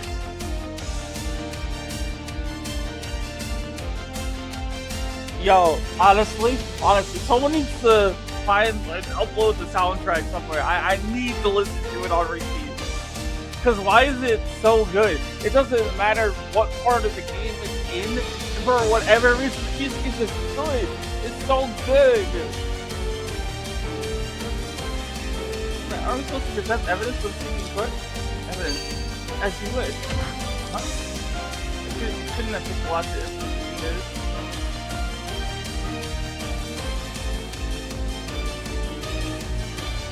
Oh. That's it. As you said that you picked the lock to enter B2 and reopened the door to leave when you saw the live stream, right? Yes. Unfortunately, the witness statement is a complete lie. Everyone, do you remember this piece of... See, now I'm confused. Now I'm confused. I get why the objection here is this. I actually didn't even know about this. I picked strange because I just thought it was weird that she picklocked the door. I completely forgot that the lock had no signs of pickpocketing and whatnot. But, like, because now she's lying about this, but also, I'm lost. I just hope that Orchid Falcon didn't lie to me, because I might honestly have a breakdown. Are you so confused when even the judge seems to understand? You want to enter the house by the only entrance on the second floor. You won't use the external stairs. The second floor door being the only entrance and exit at the crime scene was thoroughly investigated by the police. Officer Falcon provided us with detailed explanation of the situation regarding the door lock. The second floor is faulty. Once closed, it immediately locks itself, but you have to use the key to enter or exit. And the police examined the doors and windows of the scene and found no evidence of forced entry or tampering with the locks. In other words, you couldn't have entered B2 by picking the lock, let alone opening the door and leaving on your own. It's like questioning. However, there's an even more tricky question here. This witness, after the first lie was exposed, immediately admitted to having entered B2 before. However, she immediately concocted another complete lie. What does this indicate? I think it's clear. Indeed, Miss Gray is right, but what does this lie from the witness indicate? I'm afraid the witness did enter the scene, but what she truly wants to conceal is the method of entry. There are no signs of forced entry, and there are only two keys, one with the victim and one with the defendant, so... Could it be the victim himself opened the door for you with the key? Huh? Objection! No, there's no way. There's no way. Don't do that. Don't do that to me. Why would the victim personally open the door for the witness? Right, even if I wanted to claim that the witness is problematic, I need to figure out her relationship with the victim first. Why would the victim open the door for her? If you encounter a question that you can't figure out, try thinking about it from a different angle. For example, what was the victim doing at B2 when he opened the door for Bamboo Deer? He should have been preparing for the ghost hunt live streaming. Could the reason why he opened the door for Bamboo Deer be? Defense, you seem to have gotten an answer. To tell us, why did the victim personally open the door for the witness? The reason why the victim, Pine Camel, would open the door for him.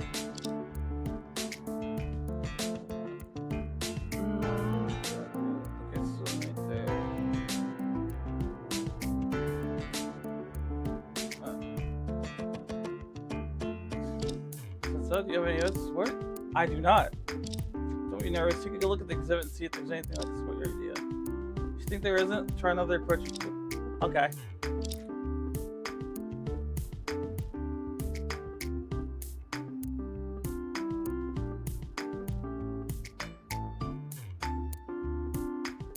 Pinetail Andre.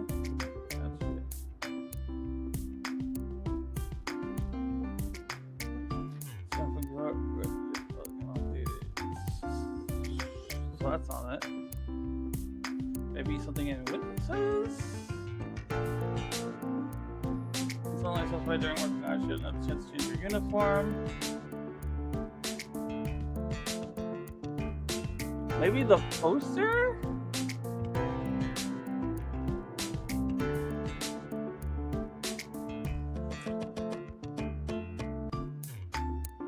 This poster is so fucking creepy. I don't even want to. Wait, hold on. What was that? Somebody's hand. There's somebody's hand there. I mean, I know that this is a person, but like. Could this be it?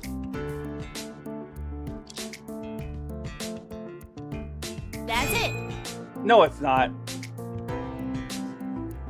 Wait, is it really? During an investigation yesterday, How did the so-called ghost hunt live stream become popular? There are many gloomy and terrifying places in the world. They can find a lot of so-called murder houses with a thorough search. We should be aware of that. The so-called ghost doesn't exist in reality. Well, you already know that. Why were you so scared before the trial? Chief, spare me. Of course you're right. I don't believe in ghosts either. What does it have to do with the ghost hunt live stream? What I mean is, since there are no real ghosts, if a ghost hunting live streamer wants to create value during the live stream, you need helpers. Otherwise, how could a streamer always encounter scary paranormal events in gloomy places? That's right. Are you suggesting that? Yes, please look at this poster. Plus, there's a front picture of Pine Camel, also known as Shivery Camel and Spooky Shack. And as I said, in order to create the effect that he's surrounded by paranormal phenomena, he needs an assistant, and this assistant has left traces in the poster. Traces? Where? That's right, we too can't see it very clearly with our poor eyesight. Could you please point it out for us? I'll click.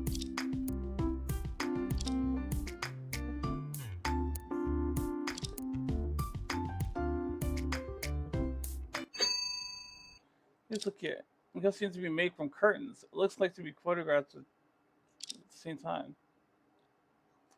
Although the poster maker tried to hide it, there's still an untrimmed hand. It means that at least 2 people are involved in the making of the poster. I see. I didn't expect that happening. So it implies one thing. Shivery Camel and Spooky Shack. This account was actually run by a team of at least 2 people. Pine Camel appeared in the live stream, and the other created a spooky atmosphere and paranormal events behind the camera. Am I right, witness? Even now, you still choose to remain silent? Objection! But I don't understand. Wasn't the one dressed as a ghost at the scene of the defendant? She looks more like a ghost in that costume than the witness. Wait, Prosecutor Hush reminds me. If that was the case, what, do you have any new idea? The defendant mentioned in her testimony that she had to rush back to work at night. It's left before 5 p.m. No, the defendant didn't say that. That was the witness. So the assistant to create a spooky atmosphere was gone. So the defendant had to appear at this time. Given that she had contacted the victim and agreed to meet there might be another reason to meet besides collecting materials. He needed another person to create a spooky atmosphere and place the bamboo deer who had gone to work at the park at the time.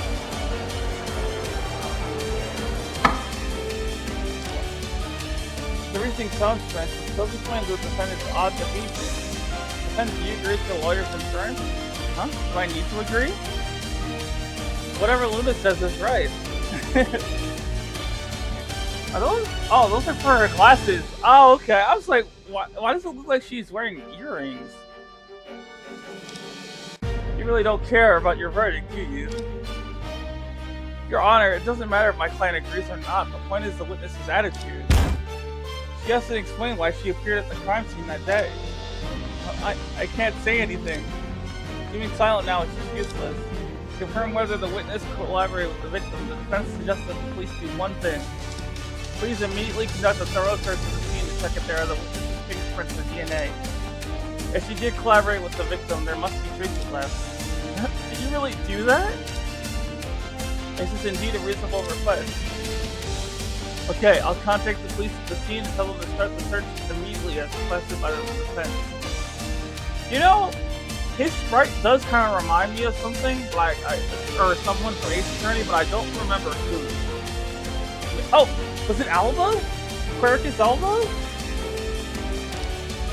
Like, not the way it looks, but like the way it, like, posture.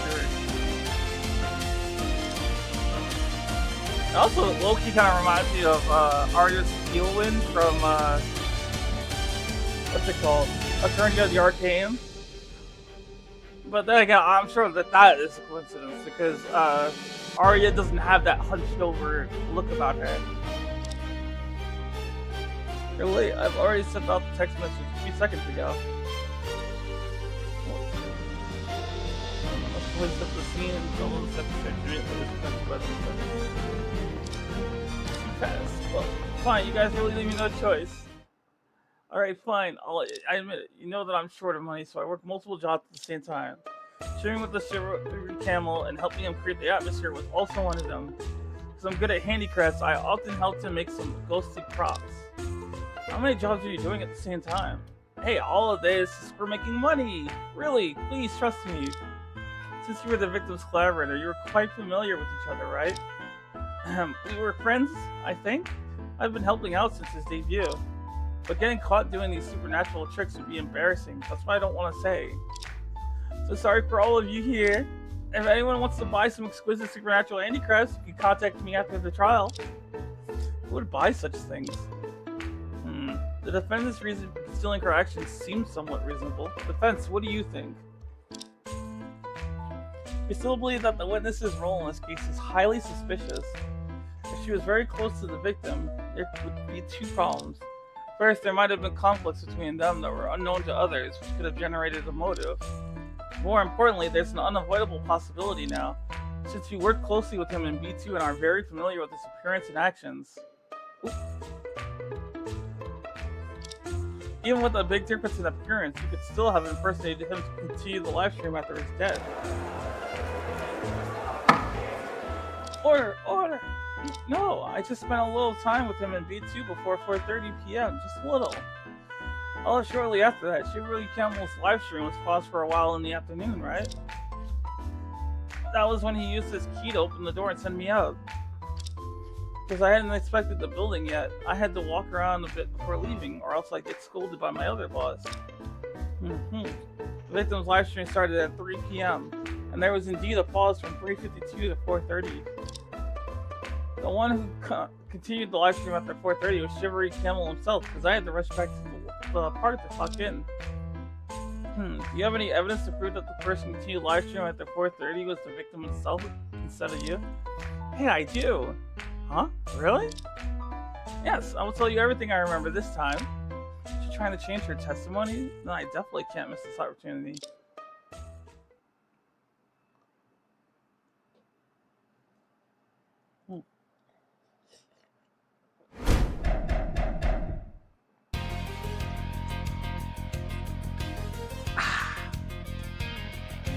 Is this another new song?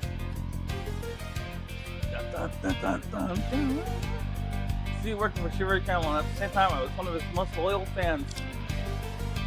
I remember during the live stream, he was holding his phone in one hand and writing with the other, and he accidentally tumbled. You can check the place where he tumbled. There must be some traces, right? If I remember correctly, not long after Shivery Camel got up, a failed octopus rushed in. You insist that Shivery Camel in the live stream was me, then what about the traces on the floor? They can't be mine, right? Is this what you witnessed about the incident? Yes, I had left B2 at that time and watched the live stream on my phone outside. So what I saw is the same as what everyone else saw. Miss Lawyer, please stop projecting your unfounded fantasies onto me. I remember that video the witness mentioned. Have we already seen the crucial content in court? Yes, but we didn't pay attention to whether the streamer tumbled. DNA testing is a highly sophisticated technology, so it is unlikely to be falsified. What do you think of her testimony? She didn't accuse Plum of the murderer, nor admit to impersonate the victim. Maybe she really has some tricks to get through the test safe and sound. Sorry to interrupt. I sent a text message that the police searched the scene, right? Now the police have sent that investigation report to my hands. Huh? So fast. So, let me get this straight.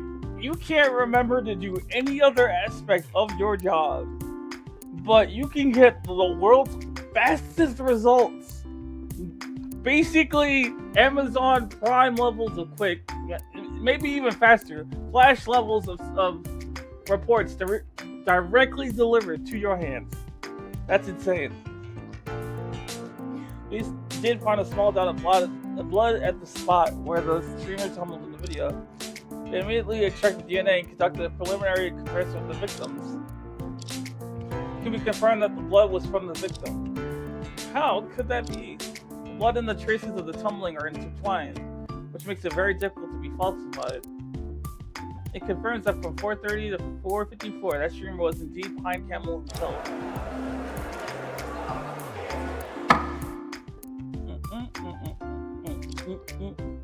Oh, that's not good. Do you still insist that the witness once impersonated the victim to continue the live stream? There had to be evidence like that. Now I can only resort to the testimony. DNA test has made the impersonation completely impossible. Still a loophole in the testimony? And defense, please proceed with your questioning.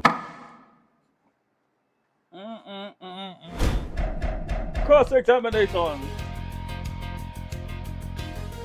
Hold it! Let me confirm first. The real octopus you mentioned, was it this person in the video? Have you seen her up close? It was her. I watched the same video as you, but I had already left by then. How could I have a chance for a close observation? She didn't fall into my language trap. Language trap? This person in the video? Yeah, seen her up close. I didn't really listen to that. What was the language trap here? Let me confirm first.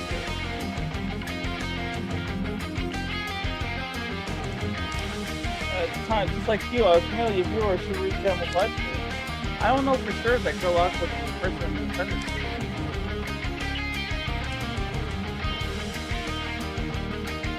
You can check the police report.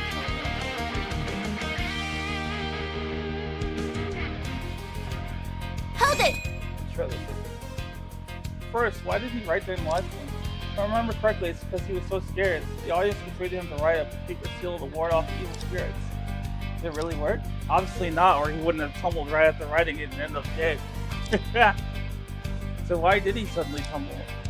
I don't know. I didn't see it clearly. It might have been the cluttered furniture and dim environment that caused him to trip, especially if he wasn't paying attention. Someone was writing while walking around in the dimly lit room. It's possible for him to tumble. Why was he? I get that he was writing down a paper seal to ward off spirits and whatnot, but if the room was dark as they make it seem, how would he be writing in it quickly? Hold it! I should conceal your work for the ghost hunting. You've forgotten? This trip was an official inspection. My boss found out I was still secretly doing side jobs. He would see me as stealing from the company for personal gain. That makes sense? What if I got docked pay, fined, or even worse, fired? Okay, now I understand.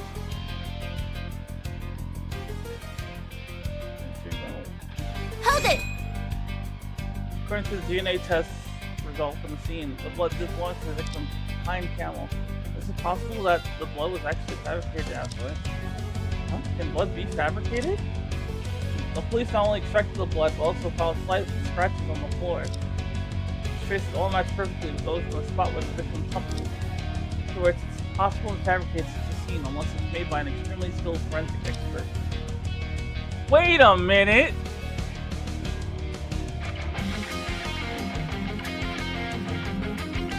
Nah, don't lie to me. Don't lie to me. Because I'm trying to remember what specifically.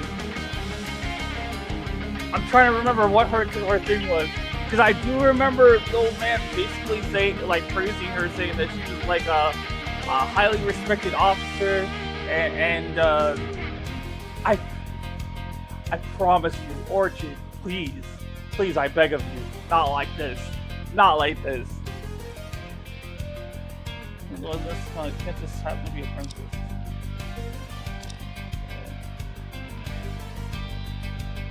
I've been looking for loopholes very carefully, but why? I can't find any contradiction. Don't panic. The questioning reaches a deadlock. Not pushing forward is also a strategy. What do you think? If you feel like you can't make any progress in questioning, do you want to stop it first? Perhaps breaking out of the mindset provided by the witness could lead us to a new way of thinking.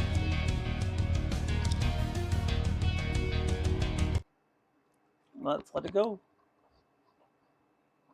She was right. Testimony is supported by evidence. Simply questioning it won't break through. So I just can't accept it. If I saw questioning Ben Mudir now, what else can I do? Should I request a question on other people? No, it won't work. The omission in Officer Pelican's testimony has already been pointed out. No need for further discussion. Should I request the police for a thorough search of the scene again? Without a clear direction for the search, the request will surely be rejected. Seems the defense has nothing to say, right? So I'll seize the opportunity to defeat you. Ms. Ray, get ready for it. Prosecutor Hush, what are you up to? some reason, Prosecutor Huss suddenly has the interest in the debate. Let's call it the confrontation in court. Oh yeah, she just got a real confrontation between me and him.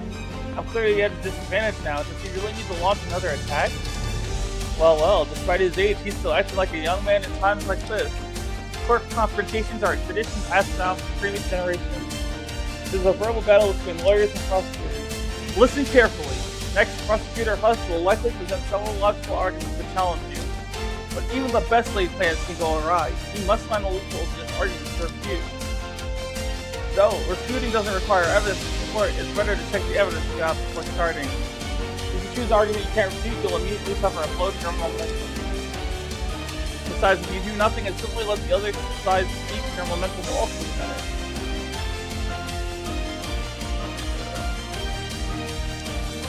We're already at a disadvantage. If your momentum is completed, the judge might immediately issue a verdict. In the confrontation, you won't have time to review arguments or check the exhibit. You must seize the right moment. Seeing is believing. This is an inevitable confrontation in the court. Good luck, Luna. Okay, I understand.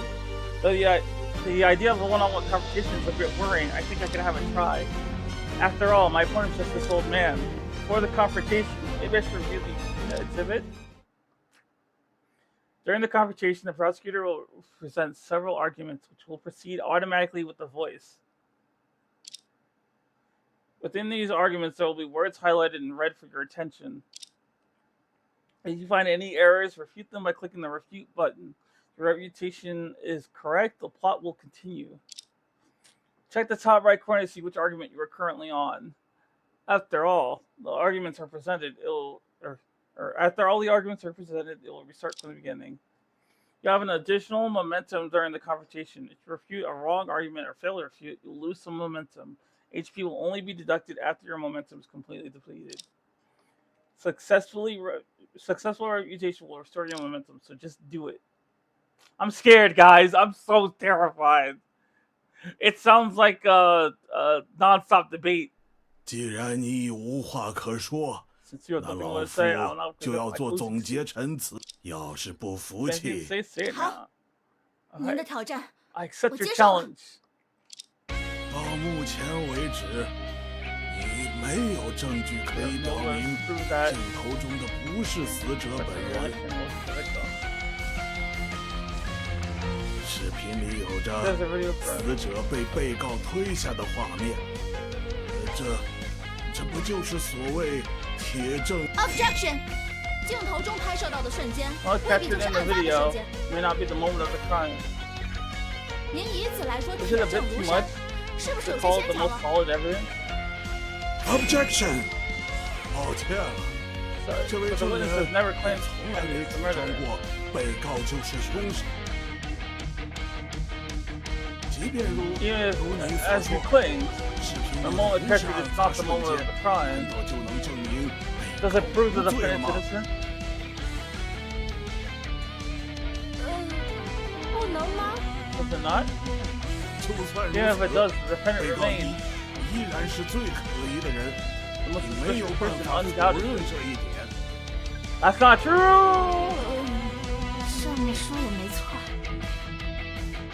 Oh, merely questioning the credibility of the video was the defendant's suspicion. During the interview of the confrontation, during the interval of the confrontation, I took the opportunity to carefully review the exhibit again. Carefully once more, there must be loopholes. 到目前为止，你没有证据可以视频，而这位证人他行踪明确，并且16点56分就登记离开，应该是没有下手的机会吧。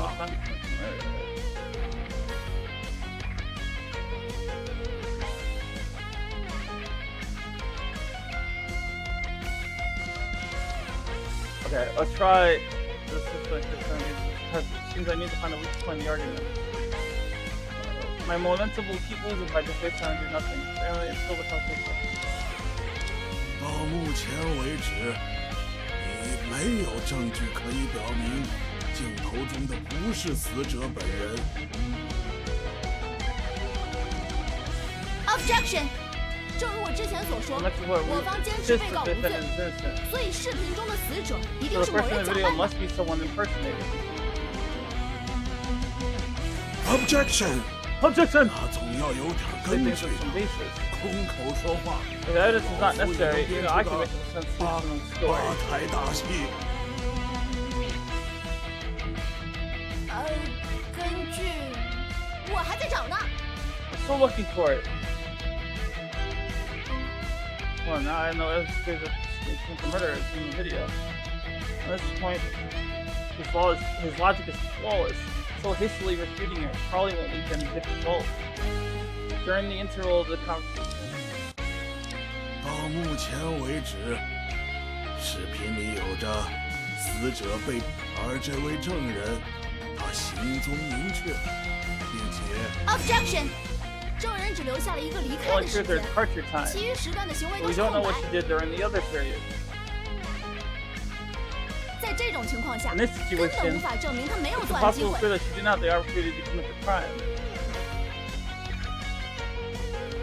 Objection！ 现场血迹的 DNA 检测已经查出来，属于死者了。这不就说明了这位马小姐没有参与案件吗 ？No. Objection！ 我们申请让警方调查现场，原本的目的是确认马丝竹是否留有痕迹。而警方发回调查结果时，并没有否定他参与案件的可能性。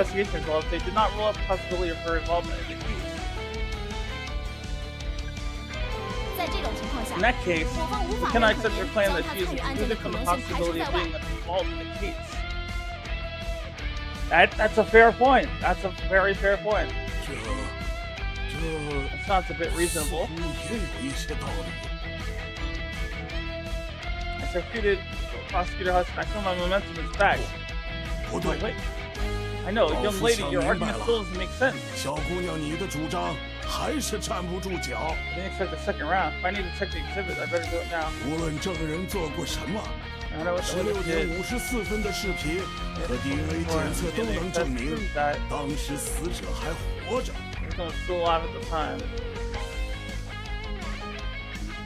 难道你想主张证人在2分钟内就能完成杀人、藏尸和逃跑吗 ？No, I guess not. 那老夫宁愿怀疑警方的 DNA 检测有疏漏。说不定可能性还大一些。Objection! Yeah, no, let's just remind me of something. 警方的 DNA 检测在一些特定的状况下的确会有所遗漏。这就是为何我们经常会当庭要求警方提供见证技术的帮助。因为在审理进行的过程中，我们会随时发现案件的全新方向。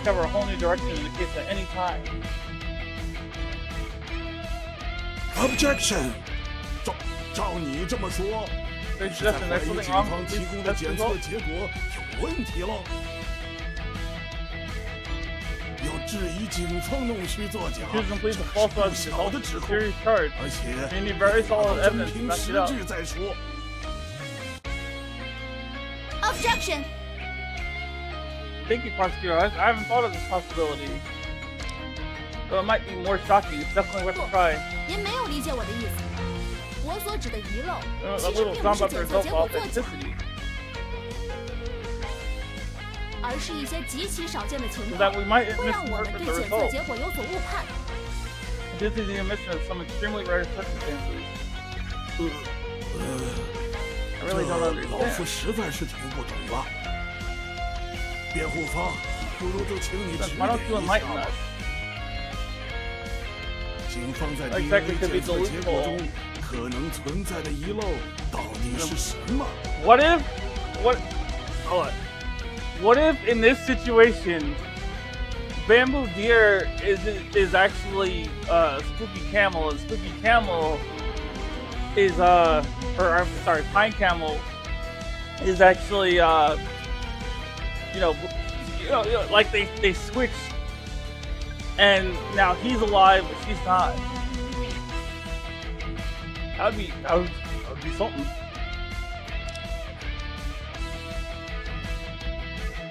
The wrong person.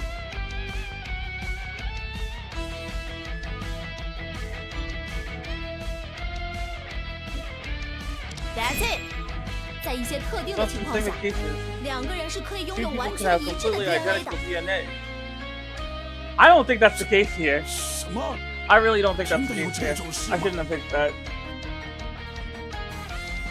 I've also never even heard of that.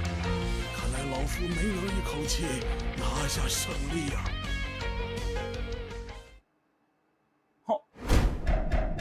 Oh well, damn. I made it through it, so this is what the confrontation feels like. Practice makes perfect. I learned some debate techniques from it, and I need to thank Prosecutor Hush for enlightening me. Wait, are you referring to that situation? Not long ago, there was a report in foreign news about a murder case committed by twins. I heard about it in a lecture. That was the world's first judicial case to use technology to distinguish between identical twins in a crime. It was studied as a special case by police forces around the world, ultimately promoting the development of forensic technology. So with the judiciary of our country, as a judge, I've attended related lectures. But if you're using it as an example, does it mean... Yes, the witness and the victim were actually identical twins. They're I almost said dinosaur. What is wrong with me? Their DNA would be identical as well. Objection! And speaking of dinosaurs, wait, although I don't understand technical things as well as young people, but these identical twins you mentioned, can they really have different sexes? Huh? Can't they? The principle of identical twins formation is that a single fertilized egg splits into two embryos during development. All chromosomes in these two embryos are identical, including the sex chromosomes.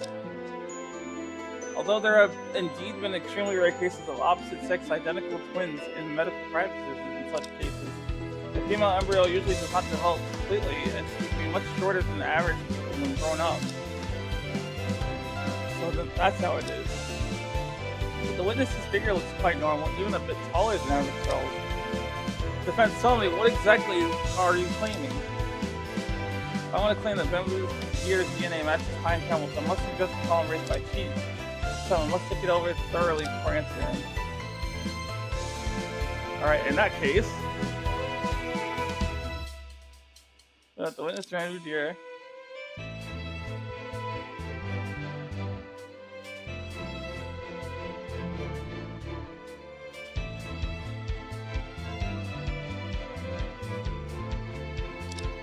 Careful consideration. Sarcastic quizzes basing with sir. Is it possible that the witness, Bamboo Deer, is actually a man dressed as a woman? Huh?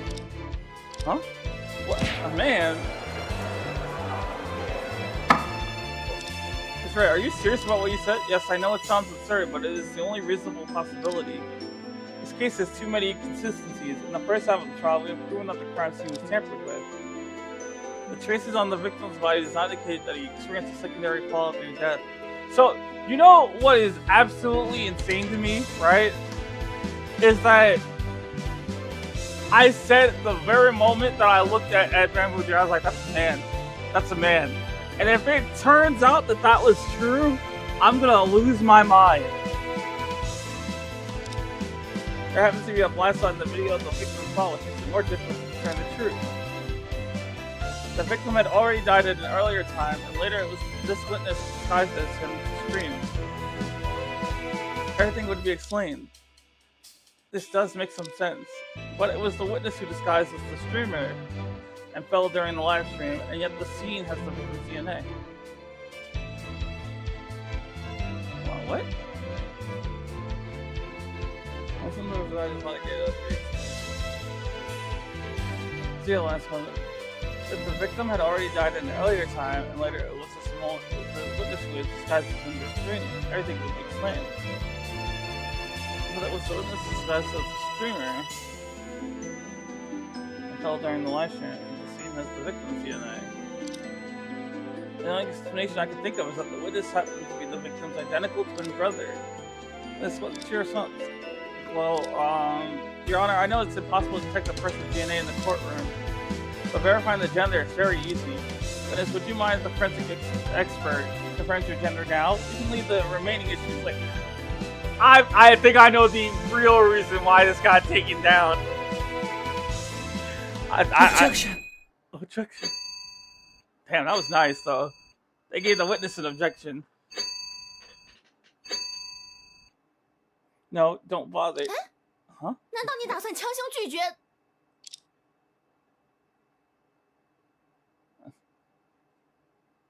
什么？ I knew it was a man, bro. I knew it. 肃静，肃静！ I have been fooled one too many times, and the experience has created trauma. 你这是 I had a feeling he would have thrown the wig directly at my face. 审判长，还有各位请看， Alright, 这 and 位证 everyone, 人不但 please 露 look 出 at 了 the 男性 witness. 形 He 象， reveals a male 而且 appearance, 他虽然面色苍白， which though pale 但是 is 和死者 identical 陆 to the 海 victim 松 Pine 长得不 Camel. 是一模一样吗？ Indeed. Witness, explain it, please. I admit it. 我承认就是了。 Remembering the makeup, his personality seems to have completely changed. 我 I was the twin brother of the victim, Pine Camel. 我们两个 We were survivors of an explosion Did you say accident this many was years my ago, and we grew up together in an orphanage.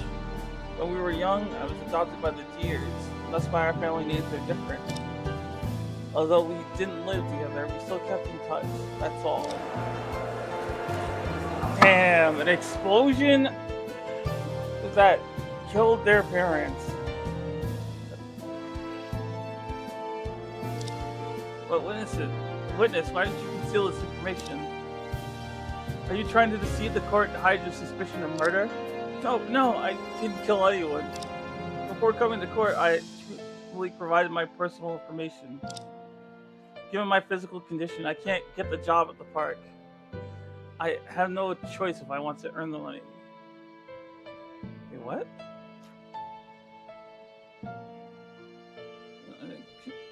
I truthfully provided my personal information. Yeah, I can't get the job at the park. Yes. I sent it to Mr. Prosecutor and he agreed. Huh? Professor Hush, so you knew the witness's identity all along? Oh! I just found the witness's file and it seems like there was indeed something to it. Why didn't you say it earlier? I forgot, I'm new here and there are too many files. I haven't finished reading them all yet. I'm really sorry. No, but like, they did a really good job with designing his character, like his personality, everything, his role in the trial. I love it. I love it. That's enough. Anyway, now that the witness's real identity has been revealed, our argument would be highly feasible. Witness, did you ever impersonate the victim and conduct a live stream at the scene? No, I didn't. I didn't impersonate my brother. You might fool a confused old man like me, but it's far from enough to convince the lawyer you are facing. I understand. Please allow me to testify again and reveal the truth of that day. Very well, the court will give you one last chance. Please make sure not to conceal anything this time. Okay.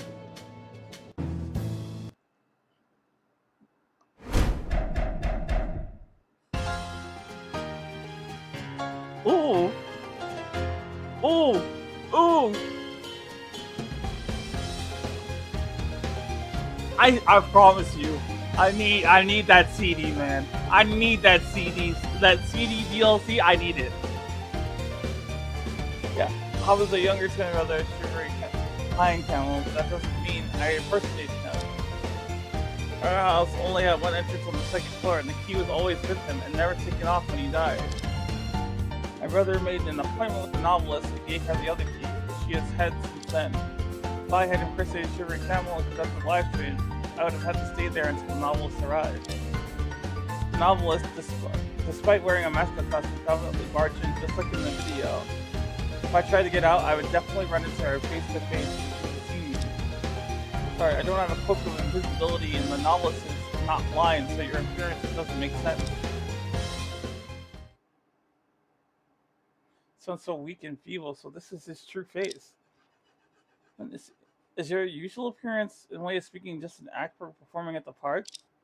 Yes, that image was created to portray a distinctive influencer tour guide. Actually, hey, witness, your nose is bleeding. Are you okay? No worries. In fact, I have a weak and sickly constitution. If I didn't pretend, the park probably wouldn't have hired me. It's quite tough to make a living. He mentioned before that he has to work multiple jobs. It seems he is truly struggling to make ends meet. Defendant, the witness mentioned you several times in his testimony just now. And at that time, you were trapped at the crime scene. Did you see the witness there? Huh? Are you asking me? No, I didn't see him at all. Not at all? Right, you were trapped in that mascot costume. Could it be that the costume blocked your vision? No, it didn't. Indeed, it's difficult to walk in that costume, but my vision is the same as when I'm not wearing it. I tripped purely because I stepped on something. Indeed, that outfit, as the witness said, allows for clear vision inside, but walking in it is quite challenging.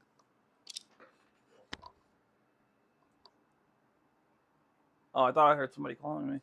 I struggled quite a bit to put it on.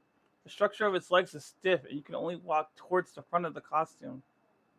Even one step back is impossible. Yes? Yep. I'll be right back.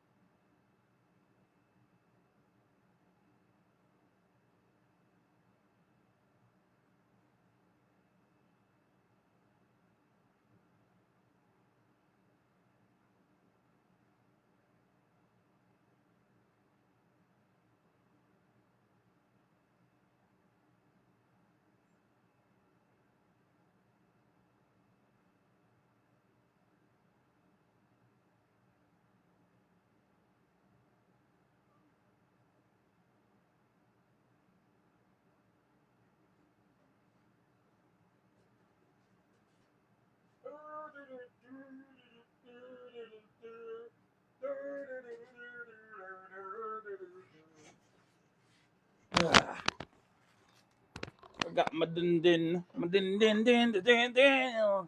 You trade on how dedicated you are. And once you put that thing on, you can't take it off by yourself. I really gave my old waist a hard time. Sounds incredibly uncomfortable.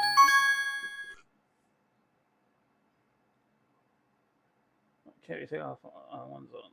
So, I'm gonna try this chicken first.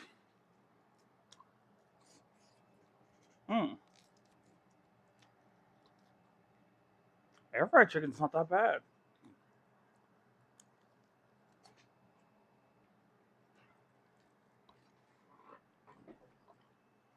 It doesn't have that same oily taste that fried chicken does, but like, I don't know. It's like baked chicken, but like kind of crispy. You know, this is likely to be the last testimony in today's trial. Are you prepared? I see. I will definitely expose the final flaw in the witness's testimony and clear Plum's name. And then the defense may proceed with the questioning.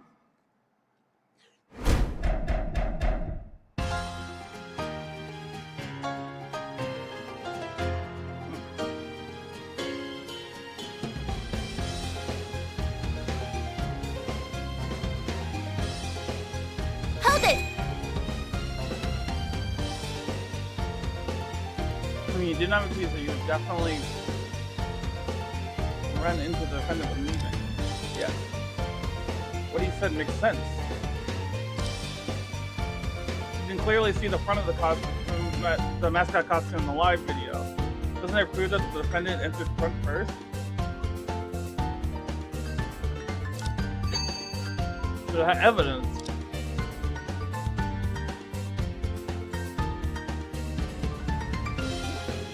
Hold on, what?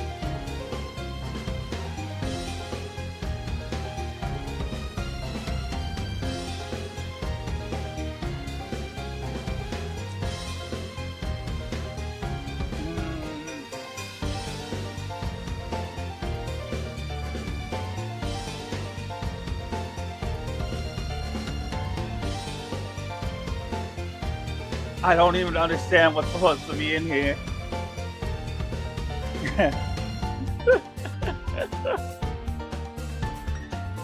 Get out the phone. Hold it! You know she's trapped in the costume? I'm not sure, but just now she herself and the prosecutor proved it, didn't they? Yes, our mascot costume has great visibility. You can pretend it doesn't exist.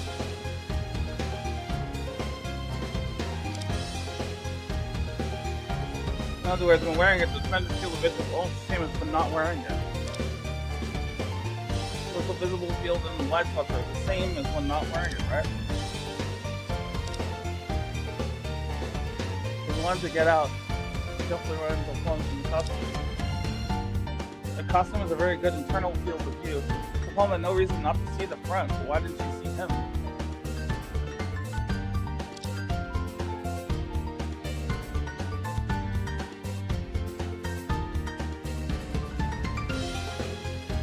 Hold it! Yeah, what does he mean? You're fit to DNA are perfect for impersonating him. I have to doubt your actions. But an inference is just an inference. I look like him, but it doesn't mean I impersonated him. You admit that you were present at the crime scene. Can I excuse the suspicion of impersonating him? Well, I've already explained that.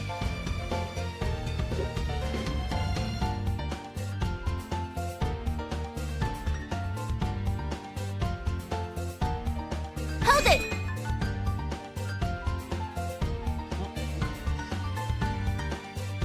Hold on.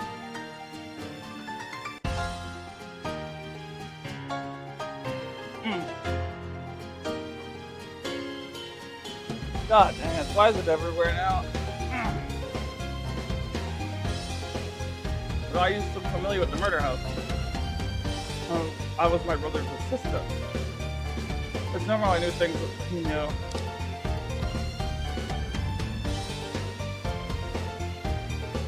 And the incident was both my first time and my brother's first time there. He arrived early and told me we could only access from the second floor. I was really familiar with it, he wouldn't have. So sad, that doesn't seem like an act. Wait, what's the freaking fuel for appearance of an act?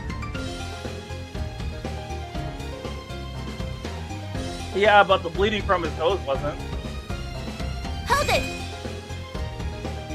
How do you know that the victim said a key to the defendant? Because my brother told me himself. After he wrapped the keys, I helped him send it. If the key was wrapped, it would be difficult to retain fingerprints, another dead end. When was the key sent out? It was about 2 days before the incident. The main key was always with my brother, and the spare one was given to her.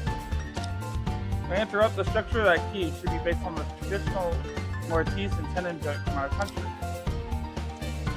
It's impossible to duplicate it within a few days. Thus, as the officer Falcon said, there are only 2 keys. Do you have any keys to duplicate? I've learned it. If you need, I can do it for you. Why is he like a leaking balloon? Hold it! Also needs a key to open from inside. Yes, the key is always been with my brother, and the police should have checked that the key was never taken off. If I had been pretending to be my brother during the live stream, it means I've been inside the room all along. And the only time I could leave without a key would be when the novelist entered through the door. Indeed, his law is very clear. One more thing, why did you go through the trouble of sending the key to the defendant? It's quite strange, couldn't you just open the door for her? Well, your previous inference is basically correct. It was for the live stream value. The live stream value? The live stream value directly determines the viewership and earnings of the streamer. To pursue shock value of a ghost hunt live stream, you need to create a creepy atmosphere, like dim lighting. Only in this way can viewers have an immersive experience. If we stop in the middle and go open the door for someone, it would disrupt the experience. The viewers wouldn't buy it. but we couldn't keep others waiting outside, so we sent the key in advance for her to open the door herself. In the end, she was immediately trapped as long as she entered. The key didn't make much difference. I got a question though.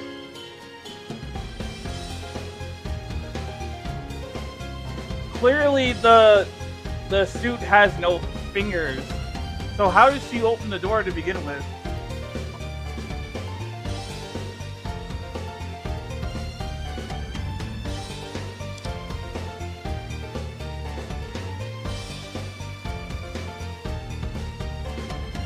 Hold it!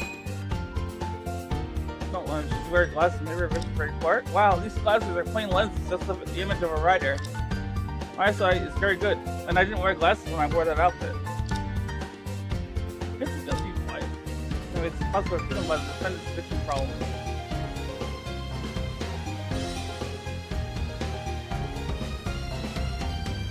Furry.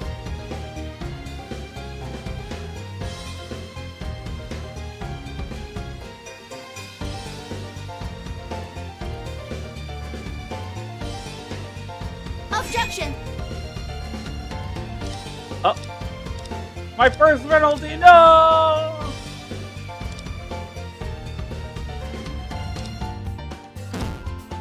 No!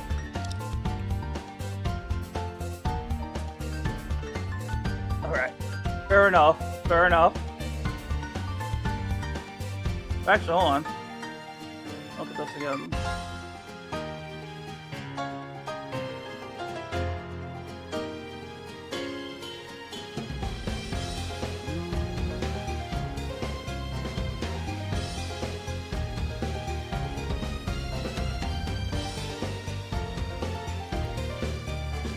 Hold it!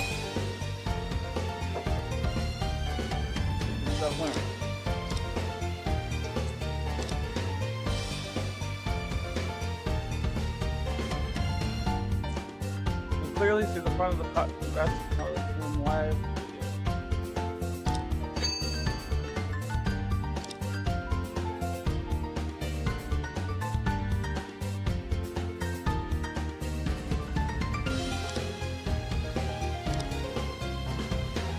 Testimony in the evidence, no matter how small, is completely exposed to witnesses lie.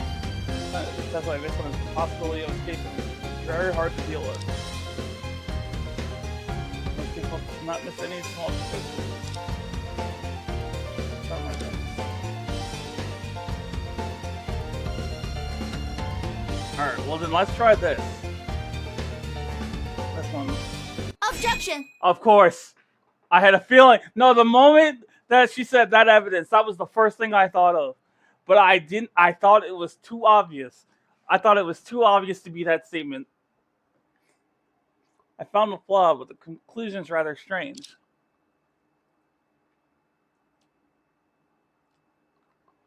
It's been embarrassing to take it out, but I have no choice at the moment. Could it be that she anticipated the situation when she insisted on giving me this thing? Defense, why did you object but not speak? I know I wouldn't have spoken.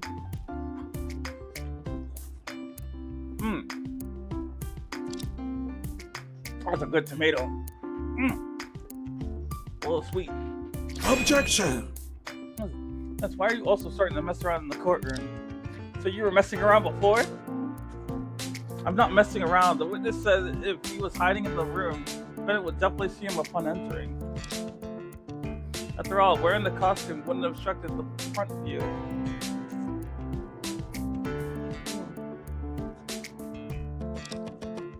This is only true under normal circumstances. What do you mean by that?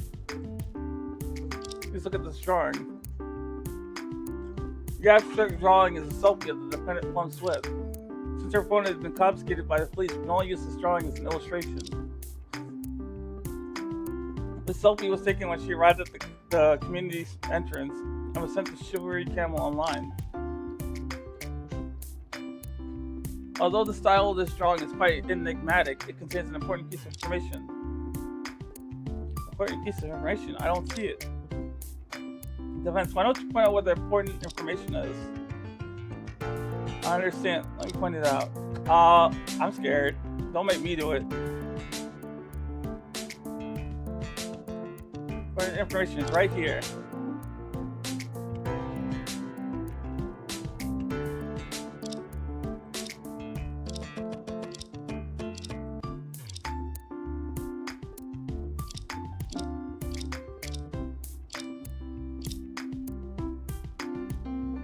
So I'd like to ask everyone a question.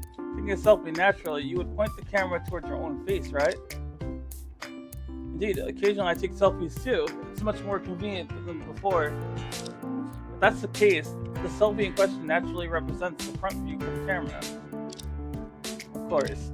Well then, please take a look at this place. It appears to be a pentagram. Is there an issue with that? The problem is why there's a pentagram here. After all, the actual front view of the mascot costume doesn't have this pattern. The defendant even drew the surrounding pedestrians and greenery so she wouldn't add something that didn't exist. Don't slam the desk like that. It's scary.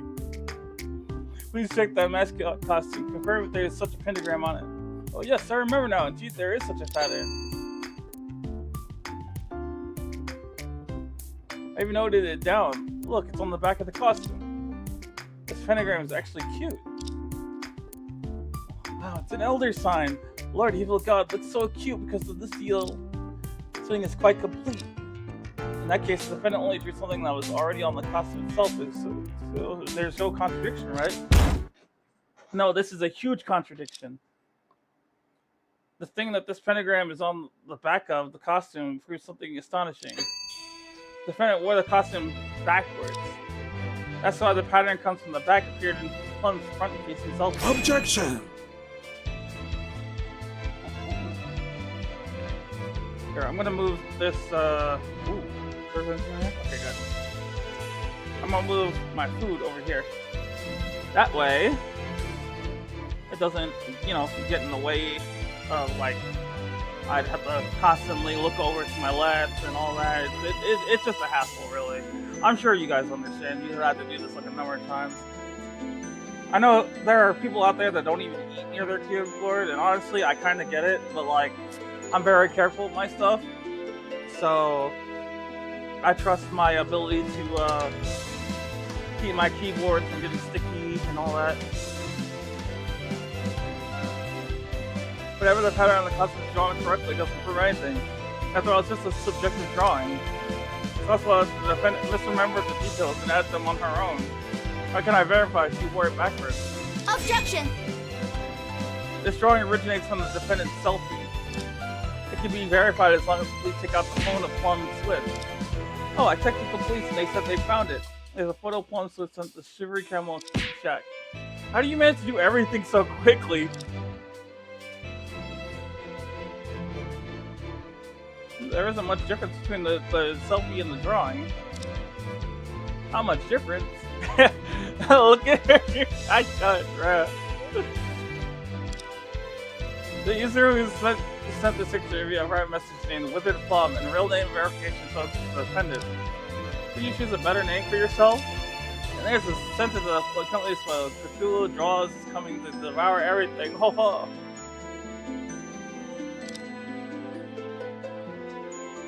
I don't see the caption, but kind of a current one. She was just kidding. Since that has been verified by the police, it can serve as evidence in court.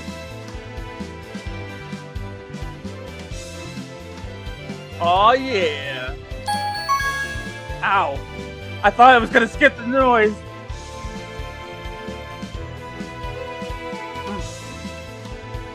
The defense, I still don't get it. Even if the defendant wore the costume backwards, what difference does it make? It makes a huge difference. This fact will completely change the meaning of this evidence. The witness stated that the defendant would have definitely seen them inside the room, but if Plum Swift wore the costume backwards, the significance of this evidence will completely change.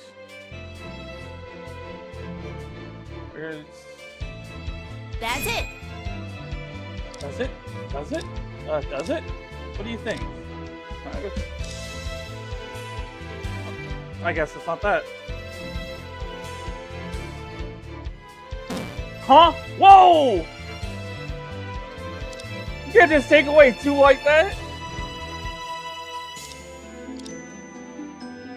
Oh nah. Oh nah. See, you bugging for this. You bugging for this. I better get those back if I get it right.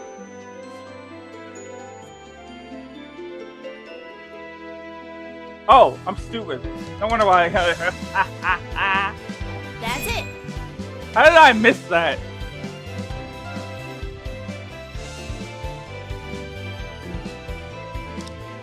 Because I knew what the answer was. I just somehow clicked the wrong one. This is a very interesting outlook. Was it true? Take a closer look. Now, footage, the front of the costume was clearly captured. Isn't all that catches the front? Ah! Yes, you realize the truth this matter shows. Indeed, that outfit, as the witness said, allows for clear vision inside. Walking in is quite challenging. I struggled quite a bit to put it on. The slick picture is very rigid, so I can only move forward towards the front of the costume. I can't even take a step backward.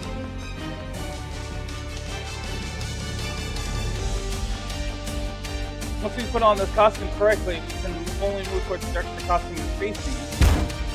Now imagine what would happen if this costume is worn backwards. Could it only move backwards? Exactly, only in that way, defendant will normal. Once your audience has personally tried it on, once the costume is put on, it cannot be taken off by oneself.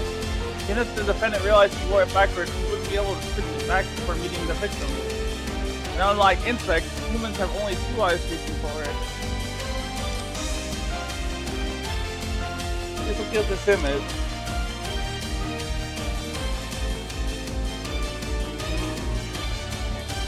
If the defendant entered the crime scene in a normal state, her field of view should have been like this. In that case, her vision would have always been directly forward. Anyone inside the house who tried to leave would undoubtedly be noticed by her. However, if the defendant was in the state I just mentioned, only able to move backwards,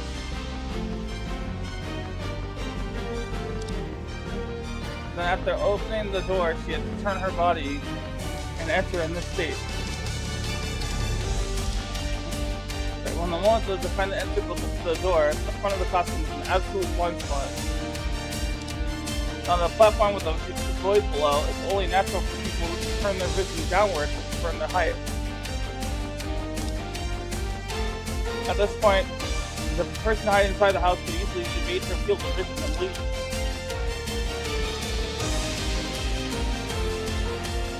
Let's call the statements of the witnesses the end of the court. After swinging on the base for a few years, I've become light on my feet. Now I can walk without making a sound. I knew it! I knew that would be an important statement.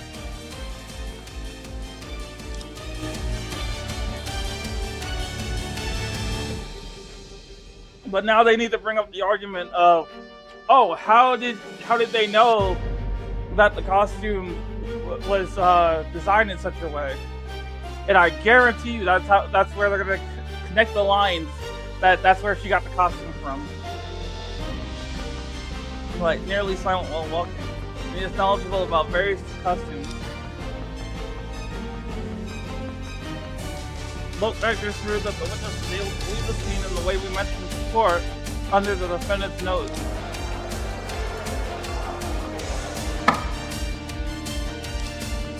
Witness, what do you think about the method raised by the defense? It sounds too absurd. What can I say? If I could really do it, I wouldn't hide in advance and wait for the only chance to get out. The defendant's behavior is so peculiar. How could I possibly know in advance she would wear her costume backwards? Under normal circumstances, it's indeed impossible to predict the defendant's outrageous behavior. So as I said earlier, the defendant has sent the picture to Shivery Camel in advance. Given the fact that the defendant did enter the room backward in that video, the argument of our side is now completely valid. Witness, how do you explain Objection! That? Objection. Hold on a sec, please, Miss Lawyer. You made a mistake, didn't you? You just said the defense sent the selfie to whom? Why ask? Of course it was Shivery Camel. Yes, everyone knows that Shivery Camel and Sweetie Shack was my brother Pine Camel. Live stream platform accounts require real name verification. allowing the police to identify him as the account owner. Even if I got his phone, as you said, and pretended to be him, I still wouldn't be able to see the private messages.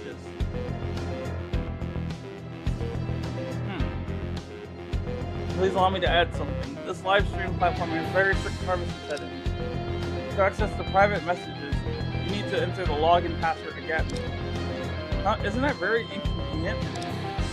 I was just a behind-the-scenes helper, playing the role of Ghost. How could I possibly have his password? Objection!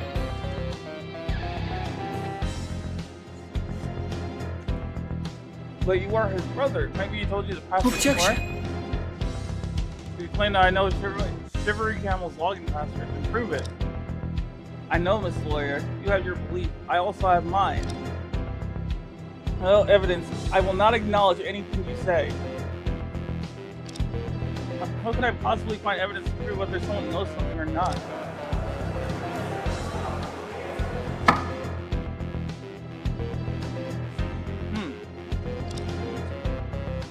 Do you think it's possible to find such evidence? The evidence I have should have all been used. Even if there are some not yet used, they couldn't prove this matter. In fact, unless he enters the correct password in court, it's impossible to prove that he knows it. Should I try other questions to trap him, or find another way to expose his flaw? The witness is very defensive against you right now. Those tricks might not work.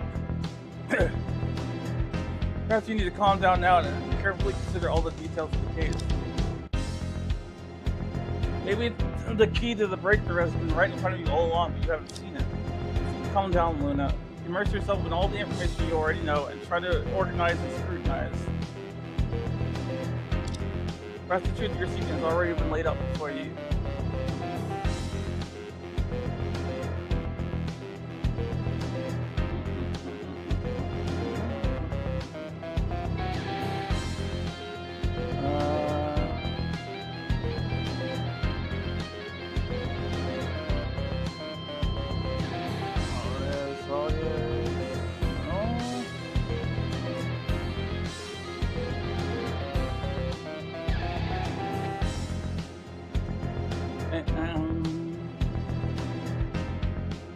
I don't know.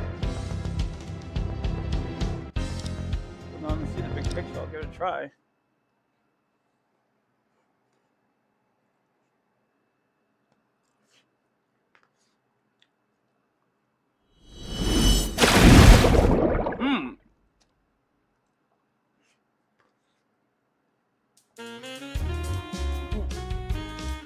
Okay, due to the witness's significant change in image and identity, I've adjusted my reasoning multiple times. It's time to calm down and carefully re-examine everything that has happened since the trial began. The testimonies of Orchid Falcon and Bamboo Deer and the evidence presented by Prosecutor Hush, and my current conclusion is the victim Pine Camel, also known as Shivery Camel and Cookie Shack, was in partnership with his twin brother Bamboo Deer. On the day of the incident, Pine Camel streamed as usual, while Bamboo Deer was responsible for reporting paranormal events. During the interruption of the live stream, a conflict may have occurred between the two, ultimately leading to Pine Camel's death. To fabricate the timing of Pine Camel's death, Bamboo Deer disguised himself as his brother and continued the live stream. At that moment, my client, Plum Swift, arrived at the community where the incident took place. She took a photo of herself wearing a reverse mascot costume and walking backward, which she sent to Shivery Camel. Based on this, Bamboo Deer deduced a way to escape by leaving the house at the moment Plum was entering backward. Afterward, Plum accidentally pushed down Pine Camel's body, as recorded in the video. Every step of my reasoning should be valid. Now I'm stuck at proving that Bamboo Deer could access the private messages of Shivery Camel. Proving that someone knows something is extremely difficult, so my reasoning has reached a dead end. Think it over. Have I really covered every aspect of the case so far? Throughout the entire incident, is there any detail that I have consistently overlooked?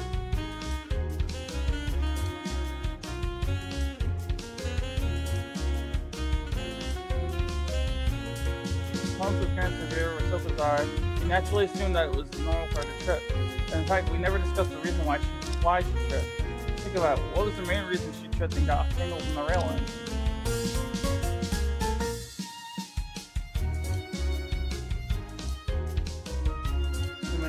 avoid falling in the scene. He did his best, like fully his footsteps. After all, once one discovered him, there would be an inevitable connection between him and Tiny Camel's body in the house. But carefully, I remember Plum mentioned that she tripped because she stepped on something. While reviewing the exhibits, I did see a rough-looking cardboard piece stuck to the mascot costume, resembling a small ghost. Freddy had difficulty walking. If she stepped on a cardboard with glue at that time, it would indeed be easy to trip. Even so, what does it imply? Look back carefully to all the words I've heard since the trial began. The outfits they wear are all made by myself. This is the forensic determine whether they can once or twice. I need to take a selfie. Count. The memories that can be connected to the current situation are materials.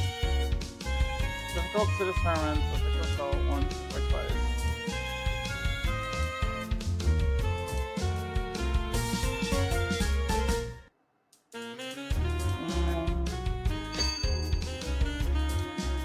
You mentioned that he is very skilled in handcrafts and never with materials.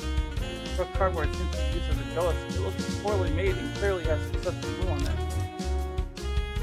Maybe they were supposed to create the atmosphere for Shivery Camel. Why did it make such a low-quality handicraft? This seems contradictory to the information I have already known. Think it over. Why did Bamboo Deer, who is skilled in handcrafts, place such a shabby item at the scene?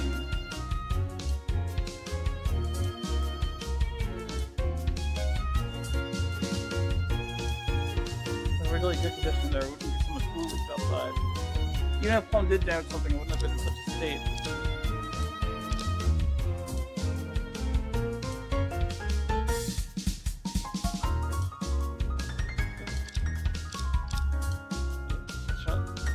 Wait, if she was not responsible for the handcraft, then who was? A small ghost, both in terms of art style and the insufficiently dry glue couldn't have been made by Plum. So, let's see. So again, we have and there's only one explanation of all these anomalies. Think carefully. The truth is about to come out. What we have misunderstood along is there's a question at the top of the screen that needs to be answered. Click on the correct words, keywords to add there, and highlight parts of the answer. And also click on the text in the answer box to remove it.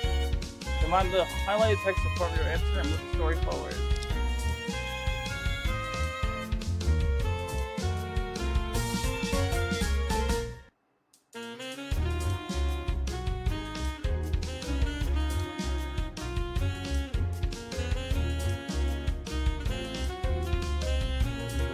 Watch my house car message.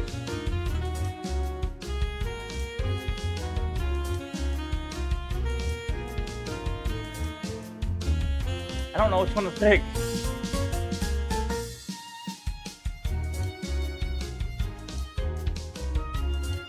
Wait, what button was I supposed to press?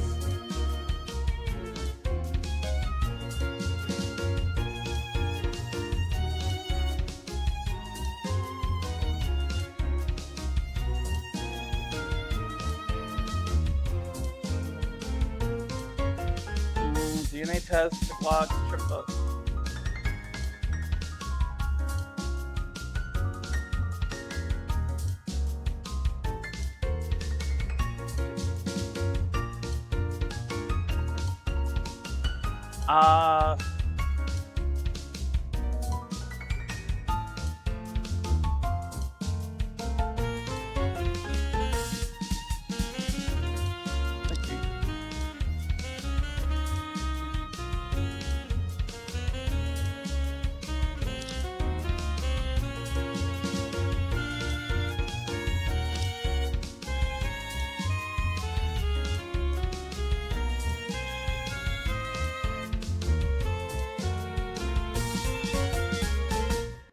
Oh! Duh! Oh my god! I'm so stupid! I knew the answer in my head and I didn't know what to pick.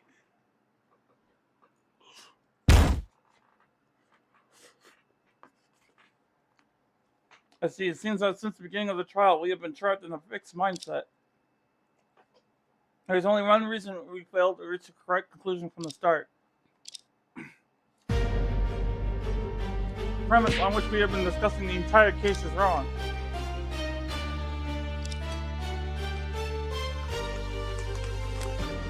You assume that Chivalry Camel and Spooky Shack was the victim, Pine Camel, so we saw Bamboo Deer as the live streaming assistant.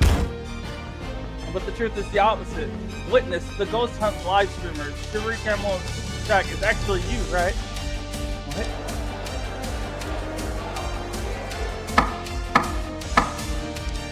Trey, what trick are you playing? Why have you come to such a conclusion? The victim's family name is Camel, the streamer's name is Chivalry Camel. So we naturally assume they were the same person. But upon consideration, the witness and the victim are twin brothers, and the witness surname was changed after adoption. If Bamboo Deer is the streamer, it also makes sense, doesn't it? Due to the earlier misunderstanding, I believe the witness was pretending to be Chivalry Camel on the camera. But in reality, the witness needs to pretend because he is Chivalry Camel himself. And the one who pretends to be Ghost is the victim, Pine Camel. Since the victim wasn't Chivalry Camel at all, there's no need for anyone to disguise him.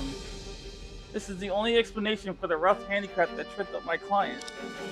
You couldn't stay at the scene too long, and most of your time had to be spent on the live stream. So you had to leave the logistical work to your brother, who might not be as skilled in handicrafts as you, but had the time. If the witness Bamboo Deer is indeed the streamer himself, you could check the private message sent to Chivalry Camel anytime, because the defendant's selfie was actually sent to him. So is that what the defense said true? Interesting, but it's not true. It was my brother who registered his account, and checked it in the back end. Since he had always been your supporter behind the scenes, it's not surprised that he did the registration, but you still can't prove who actually was in charge of the account. And a rough handicraft, which is a mistake on my part. Anyone who can make mistakes. Besides that, I won't say another word. How could you? Chivalry Camel had injured his leg during a live stream before. I seem to examine your leg before it ends. Unless I often fall and get injured while performing the wobbly doll and taunt Chinese clothing. Highlights their full scars. Conclusion may be impressive, but it's difficult to verify. After all, twins have identical appearances and genes. Even if there are subtle differences, it would be challenging to discover them in court. And what about fingerprints? Are the fingerprints of identical twins also the same? Fingerprints indeed develop after birth, so their fingerprints should be different. However, both Pine Camel and Bamboo Deer spent a long time at the scene, so their fingerprints can be found everywhere. Besides, the witness likely cleaned up the scene. It's hard to determine the light streamer's identity based solely on fingerprints. My interference only one step away from the truth. Or my inference. What should I do now? It seems so. Is there really no evidence that can clearly identify Chivalry Camel? Fortunately, the court cannot accept baseless claims. Defense, if you have no further questions, I will dismiss the witness. The questioning is terminated here. This guy will escape justice. Huh? So you are still here? I've been listening all along. What a splendid argument, Miss Ray. Since that's the case, I have to present another piece of evidence. What else do you have? I keep everything that could be relevant to the case. It's just that there's so much and it's so disorganized that I haven't been able to sort it out yet. What do you think of this piece of evidence, Miss Ray? This is... Hey, Squadron, I found what you requested in the stockroom of Morden Mason. I've sent it out immediately. Please check it up upon receipt and settle the remaining balance as soon as possible. Return to the Camel. A piece of evidence left at the delivery station of Murder Macy's. What's this? A handwritten postcard? A killing address scene. There's no signature on the postcard. I can't see any connection between the postcard and the case. Did you pick up the wrong item? Don't rush. I haven't figured out its relation to the case either. This postcard was dropped by the sender after they had handwritten it at the delivery station. The surveillance camera at this delivery station clearly captured the face of the person writing the postcard. Isn't this person the victim in this case, Pine Camel? The person in this footage could also be Bamboo Deer. I need to look at carefully to distinguish. What exactly can this photo on this postcard prove? Alright, I've presented all the evidence I have. There won't be any new evidence from the scene. Alright, let's take a look.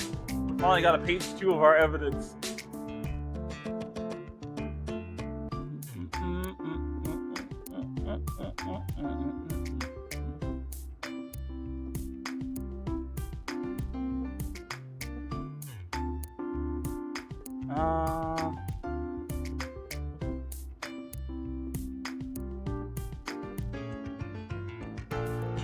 I feel like it's the photo of when he fell.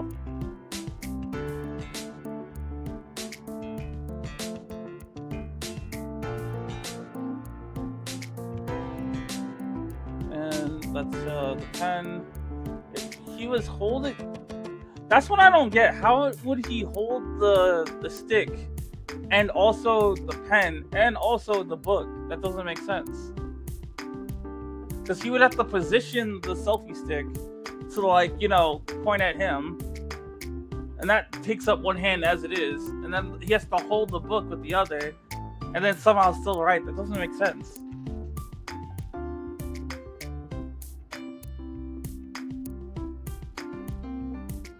But the pen is also in the same hand, so... You seem to be more agile than I am. This question can only be pondered by you. Okay, use the evidence in your hand to put an end to today's trial. If you're ready, use one piece of evidence. You have to give me the answer and settle this once and for all. Oh, shoot!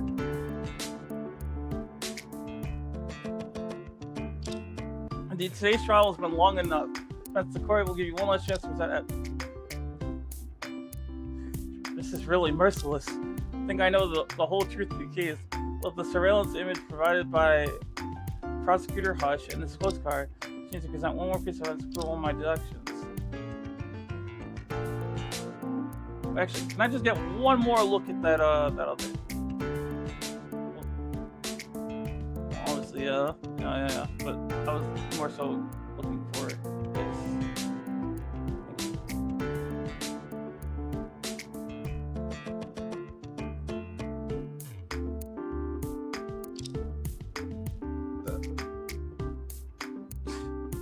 I'm gonna take a shot in the dark. That's it. Is it really?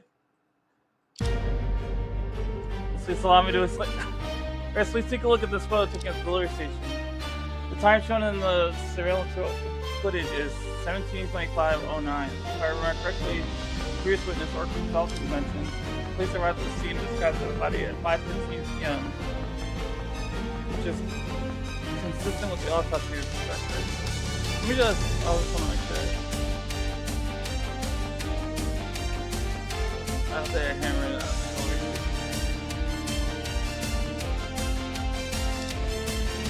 10 minutes later, at 5:25 p.m., the time camel should have already been dead. Therefore, the male figure in this footage can only be the witness from Van Boudier, who looks almost identical to him. So I didn't even recognize the thing about the time. I was more so looking at, like, the hand that they were writing with. So I'm glad that I was right on that. Very reasonable first, and that next, as we just learned, the postcard is handwritten by the sender and delivered to you. Let's decide for now what the content of the postcard might mean. I believe it may have little relevance to the case. What's more important here is that we have seen material written by the engineer himself. Let's take a look at the screenshot. Shivery Camel fell during the live stream. And the reason he fell is because he was walking and writing at the same time in front of the camera. In other words, we can prove that the material on the footage was written by Shivery Camel and Squeaky Chat. Your Honor, we request an immediate analysis of these two handwritings to determine if they belong to the same person. What? Witness, these two handwritings match. There are only two possible conclusions. First, Shivery Camel is still your brother, Fine Camel. But in this video, you disguised yourself with him to continue streaming.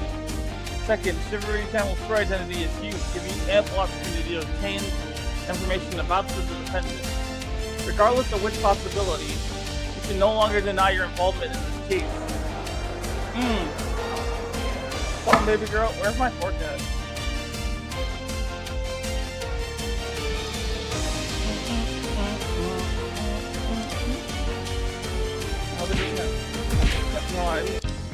No, I can't give up yet. Even if you say so, even if things become uglier, I must fulfill my brother's final will. What? Ooh, He's standing up tall. Witness, listen. I'll only say this once. Thanks to the efforts of this lawyer, your disguises at the crime scene and in the courtroom have been exposed one by one. If you still want to deny it, that's fine. Although the evidence chain just now can't prove that you're the murderer, it can maximize the reconstruction of the case. And the police will reinvestigate everything and discover the true cause of Pine Camel's death. Is it really meaningful for you to continue denying? Is that so? It seems I'll lose the fight. Just get a hush, you just... Oh, I'm sorry, I wanted to show up a bit. Yo, he's so cool. I love him so much. I was overwhelmed by his momentum. This showing off is really amazing. Mr. Hush, Miss Ray, and Your Honor, I, Bamboo Deer, want to confess in court. Do I still have that right? Finally, you are recognized as a witness by the court, so of course you have the right to speak. Please continue. Thank you. The account Shivery Camel and Spooky Shack have been jointly operated by my brother and me. The person appearing in front of the camera was me. As expected, Shivery Camel has always been him. The account name was chosen by my brother. Despite my adoption and uncertain name change, I've always been a camel in his heart. On August 8th, we arrived at B2 and Murder Masons as planned to conduct a live stream. One of the parts involved a white cloth falling in the process, but my brother didn't taste it so carefully, so it almost flew. At that moment, to ensure the effect, my brother climbed up to the beam of the murder house, and he accidentally fell, and the table was right below him. What? So he died accidentally? Alright, witness, if what you're saying is true, then this isn't even a murder case. Then why are you hiding so many facts? You find it hard to understand too. Your actions that caused my client, Plum Swift, to suffer unjust accusation involving an innocent novelist was not my intention. I feel deeply sorry. But if my brother's death was due to his own reckless actions, it wouldn't meet the conditions for receiving insurance payouts. What? He told me this in his final moments.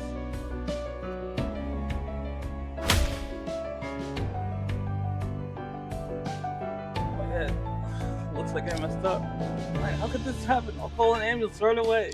I can feel I probably won't make it this time. But it's okay. The expensive insurance I bought before, the beneficiary is you. The compensation should be quite a lot. Don't say that now. Without you, I don't want any money. Look, calling an ambulance. No. And don't be silly. I need an ambulance. What are you doing? Okay, don't save me. Or you have to spend more money. Remember your illness. The money, your illness can be cured. Remember, you must stay alive by any means necessary. Otherwise, everything I've done would be in vain. Fine. My brother and I were originally twin brothers in an ordinary family. Many years ago, our parents were involved in an attack carried out by a terrorist named Cerberus and died. Cerberus, sounds familiar. Chief, have you heard of this person? This should be unrelated to the case. Let him continue. We became orphans overnight and lived in an orphanage. My brother was introverted and not good with words, while I appeared lively, so I was soon adopted by the DAs. Though our paths changed, we still often met, and our bond never changed. But at that time, I was diagnosed with a blood disease. I couldn't understand what disease it was, and I couldn't remember its name. I just knew that it required a lot of money. My first two parents were not high earners, and I originally had no blood relation with them. Since I had already reached adulthood, they just gave me a small amount of living expenses and completely abandoned me. Why? If I couldn't be treated on time, I wouldn't have much time left. I didn't want to burden him, so I started working desperately to earn money, taking on any jobs I could get. But my brother thought it was too hard and suggested finding an easier job with less physical labor, quick money. Is this the reason you chose to become a ghost hunt live streamer? Yes, and this job is all about giving the audience what they want to see. Yes, just like magic, everyone knows it's fake, but they just want to see the performance. So if you register Shivery Camel's Spooky Shack, my brother said, in his heart, I'd always be his little brother. Aww! And our student account was the best proof of our blood connection. Since then, I started being a streamer. I wanted to create a persona of someone timid and fearful, prone to attracting paranormal incidents. And my brother took on all the physical labor himself. He portrayed ghosts in front of the camera, creating strange noises, phenomena, as if real paranormal events were happening. Then he used online information to plan live streams, create effects, edit content, and even devise promotional gimmicks. He did it very well, and our account's followers gradually increased. Because of the name Shivery Camel, everyone assumed that the one streaming was my brother. I think it was the fame that my brother deserved, and I didn't mind it. Until now, we're just a small streamer climbing up the ranks, and every month we have to pay a lot just for maintenance costs. My brother gave all the income to me, but we're still far from the cost of treatment. Indeed, as far as I know, there are some rare diseases that are not well covered by the health insurance. The treatment options are very limited and extremely expensive. You have one of those, right? Yes. Until yesterday, my brother arranged to meet with the best-selling novelist, The Defendant. He wanted to promote his account by collaborating with a novelist who happened to be interested in collecting materials. Unexpectedly, that's when it happened. I had made a promise to my brother, but my brother wasn't very educated. He might not have realized that the insurance he bought is not suitable for our situation. There's this exclusion clause, one of which no compensation shall be paid when the insurer takes the initiative to take risks. And my brother did take the initiative to walk up to the ravine, leading to his accidental death. I had to stage the scene as if he had been murdered. I can understand your various helplessness for the sake of survival, but I can't forgive you for framing others for the crime. No, at the time, I just wanted to fabricate a murder scene. After all, it's a murder house where 2 people had already died. As long as I moved my brother's body upstairs and set it up as an unsolvable case, even if the people from the insurance company came, there would be no way to trace it back. I never thought of framing the novelist. After all, if I hesitate too long, my brother would have died in vain.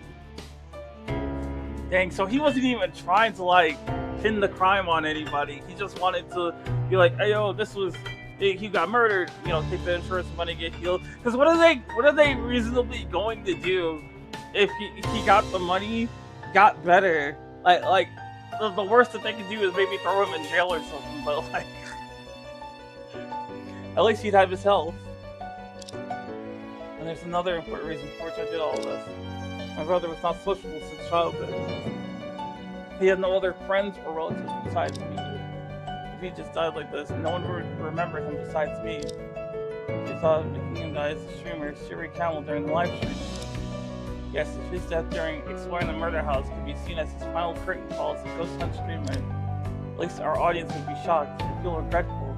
He would be remembered forever, right? But so far in pursuing the value of live streaming, this is truly difficult to approve. I didn't expect that she would send me a selfie at that time and come over so quickly. At the time I had just finished disguising the body and had started the live stream. It would be terrible if she found out. However, I found that the costume the novelist was wearing, it was work of mine when I took custom orders online. I knew it! I knew it! From the beginning, I knew it! I said it! I know it's flawed, and I also noticed that she wore it backwards. At the time, I felt it was an opportunity from fate. Bro, look at her. She's so adorable. Look at her.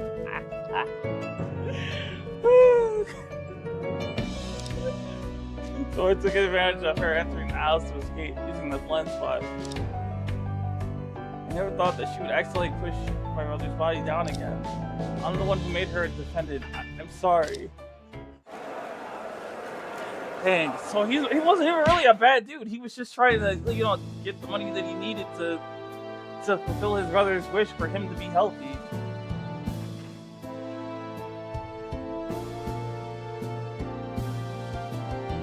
On the verge of withering. Until you can still laugh about it. I see your convention sounds reasonable, but do you have any evidence for your plans? Well, as for evidence, there is indeed a thick beam on the roof of that house, which the police didn't expect to be relevant to the case. I immediately texted the police to investigate upon hearing the testimony. Just now the police have sent me the results. Again, this is too bad. For the witnesses live streaming, this room had been unoccupied for a long time and accumulated a heavy layer of dust, so there are many traces left on it. The investigation results from the police can basically corroborate the witness's confession. Indeed, whether there was one person or two on the beam, whether it was an accidental fall or deliberate push, that can be easily verified as long as there are traces. However, witness, even if you hadn't committed murder, you fabricated the scene and provided false testimony to obtain insurance money, I cannot turn a blind eye to these crimes. Your own trial may not be far off after this one. Be prepared for it. Yes, this is the punishment I deserve. I have no objections. The witness fabricating evidence and provided false testimony indeed meets the criteria for prosecution. Fabricating evidence, perjury, and attempted insurance fraud. With all three charges combined, serving time in prison is unavoidable. Moreover, if you had thoroughly understood the details of the insurance from the beginning, whether it's the tragedy of Pine Camel or your illness, they could have been solved in a better way. It's probably a deserved result. After all, the law is the law, no matter how difficult the situation. Emotions cannot prevail over the law. Wait, but that's the case, then what about the witness's illness? Well, the medical assessment required before imprisonment is fine. He can still be granted medical parole. Ah, yes, indeed. This is probably the best end for him. Yeah, he'll be in jail, but at least he'll be healthy. Well, let me start RSA's trial. Mrs. Ray, as a first-time appearance in court, you not only defended the interests of your client, but also uncovered the truth of the case in court, which I must say is quite a splendid performance. Is that so? Thank you for the praise. Now it's time for the verdict of today's case. Wait, something seems off. On the surface, I defended the interests of my client and led the case to the best outcome. Since the trial began, am I really the one guiding the direction of this courtroom?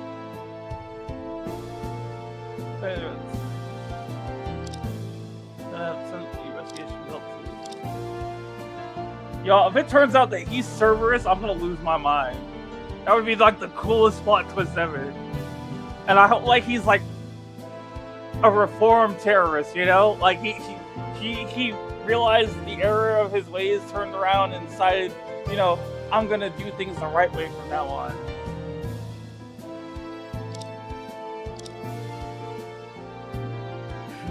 He's a prosecutor who's not really a prosecutor for real. And that's like the coolest thing I've ever seen. Okay, is that because I know the case of evidence?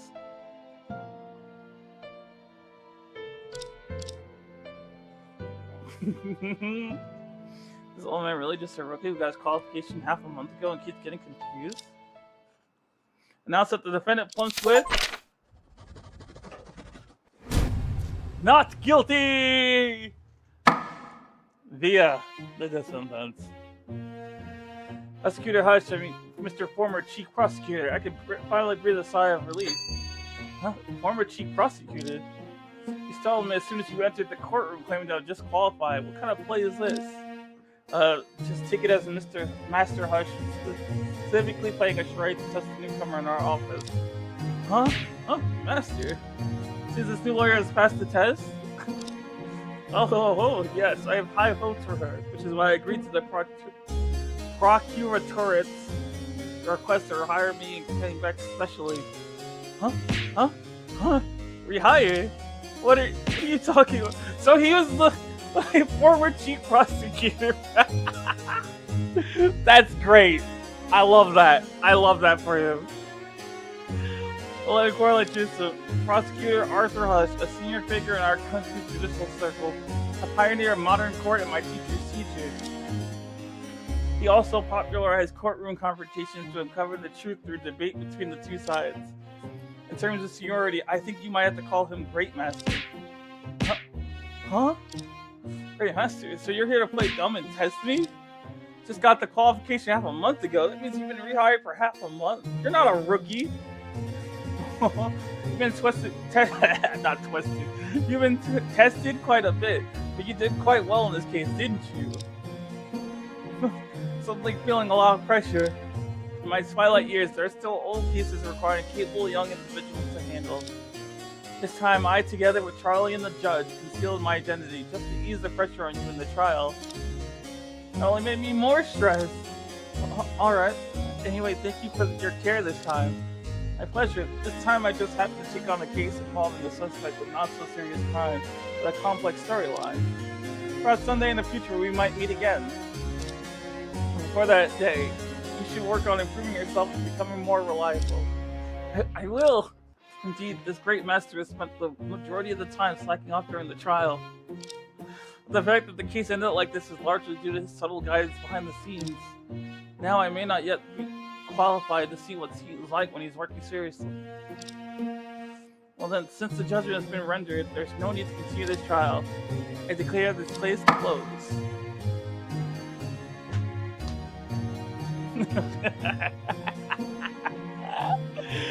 Oh, that was great! That was so great!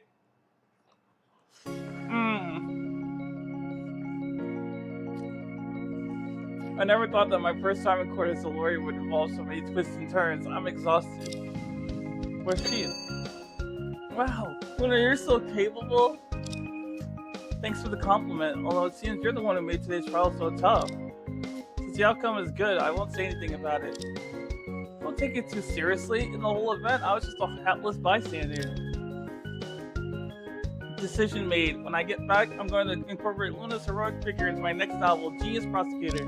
Huh? Really? Of course, as the nemesis and the protagonist's destiny, an evil and an unscrupulous lawyer. Wait, why am I the villain? And the twins, I never thought they had such a tragic and torturous life. Oh my god, look at her eyes! Her eyes are so pretty! It's just too heartbreaking. I really want to write a non-fiction novel about them now. Pine Camel and Bambi Camel, who supported each other only to be cruelly teased by fate after enduring hardships. I feel like these sentences are so pale, completely inadequate to convey their bond. Wow, there are so many reporters outside covering this case. Even if he can't get his insurance money, he should receive attention from society and receive a large amount of donations. Wait a minute, Plum, your remarks just now contradict the profile information I have. Wow, the trial's already ended. Why are you still trying to find contradictions? Oh, it's that... Yo, they don't make them like they used to.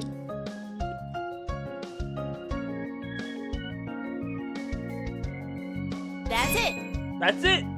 I know the former name of Bambi was never exposed even after the conclusion of the case. But you just called him Bambi Camel, didn't you?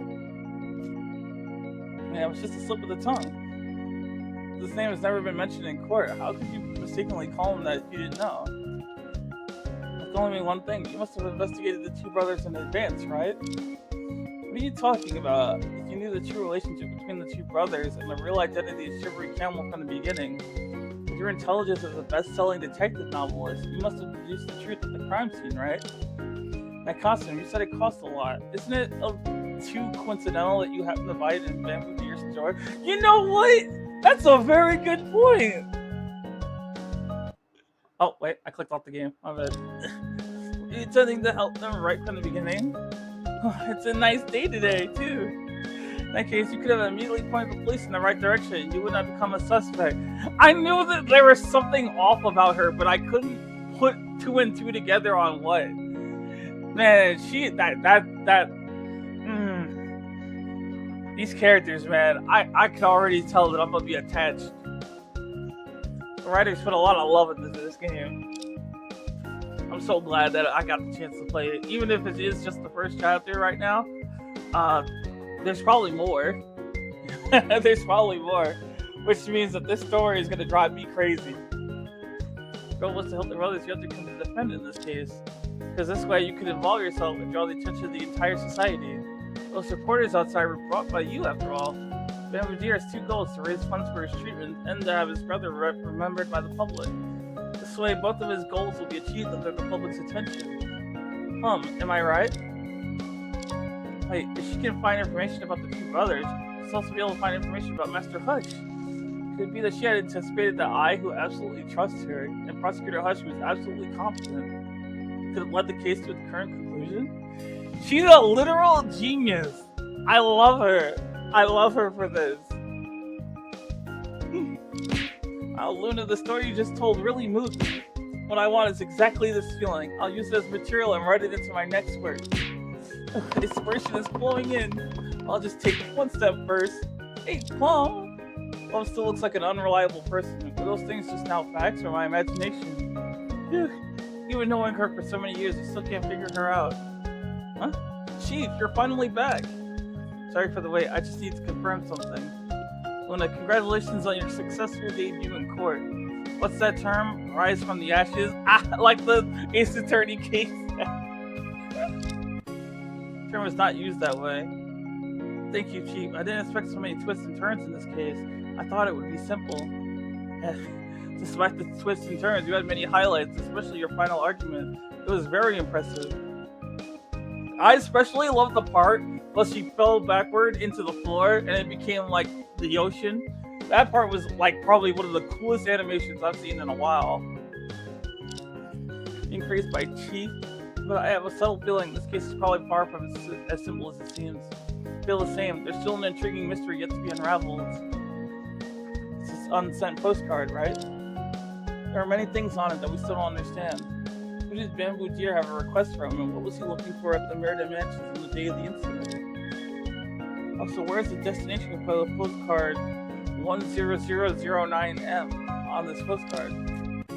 Postal codes ending in capital letters are often linked to classified organizations, and are hard to access through regular means.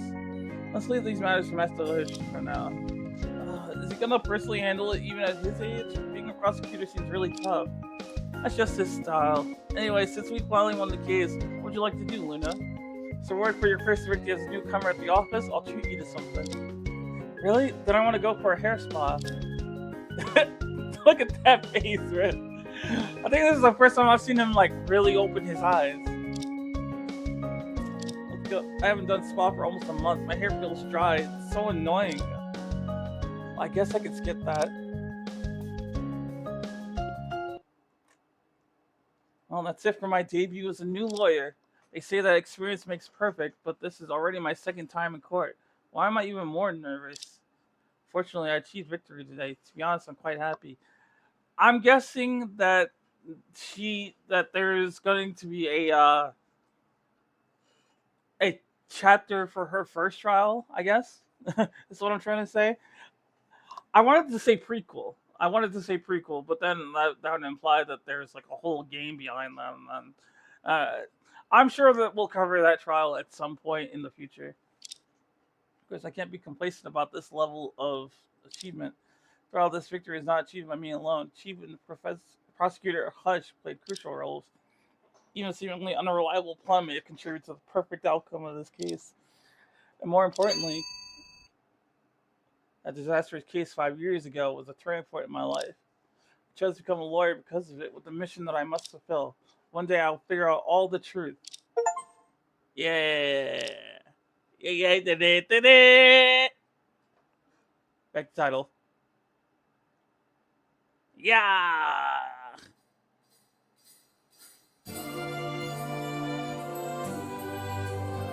Oh, she's pretty. Bro, what are you doing? Oh my god. Alright, so that's gonna be it for today, you guys. Thank you once again for joining me on this completely momentous occasion. I might honestly play again tomorrow, I'm not even gonna lie to you. Because I've been waiting too long for this game to just like, do it once a week. So if you want to see more of this tomorrow, join the Discord and let me know. Send me a message, comment in the Discord. Just do whatever. Get the attention out there. I want this game. They said that they would be willing to do DLC if we get more people to play the game, more people to buy it, to donate, to fund the inevitable DLC that will be coming. So please make sure that you go check out the game as well. And just, I guess, really continue supporting the channel, continue supporting the developer. And remember, no illegal downloading. That's a bad, especially for a game of this caliber, with this quality being as high as it is. I definitely recommend it. And I actually think that the price was just a little bit too low. But then again, it was low enough for me that I immediately bought it. So I'm not really gonna I don't know. But I have been your host for this evening, Azrael Kurunushi, the greatest ringmaster to ever grace the square screen, your king of clowns, your jester of justice, and your literal lawyer. And until we meet again, take care and goodbye for now.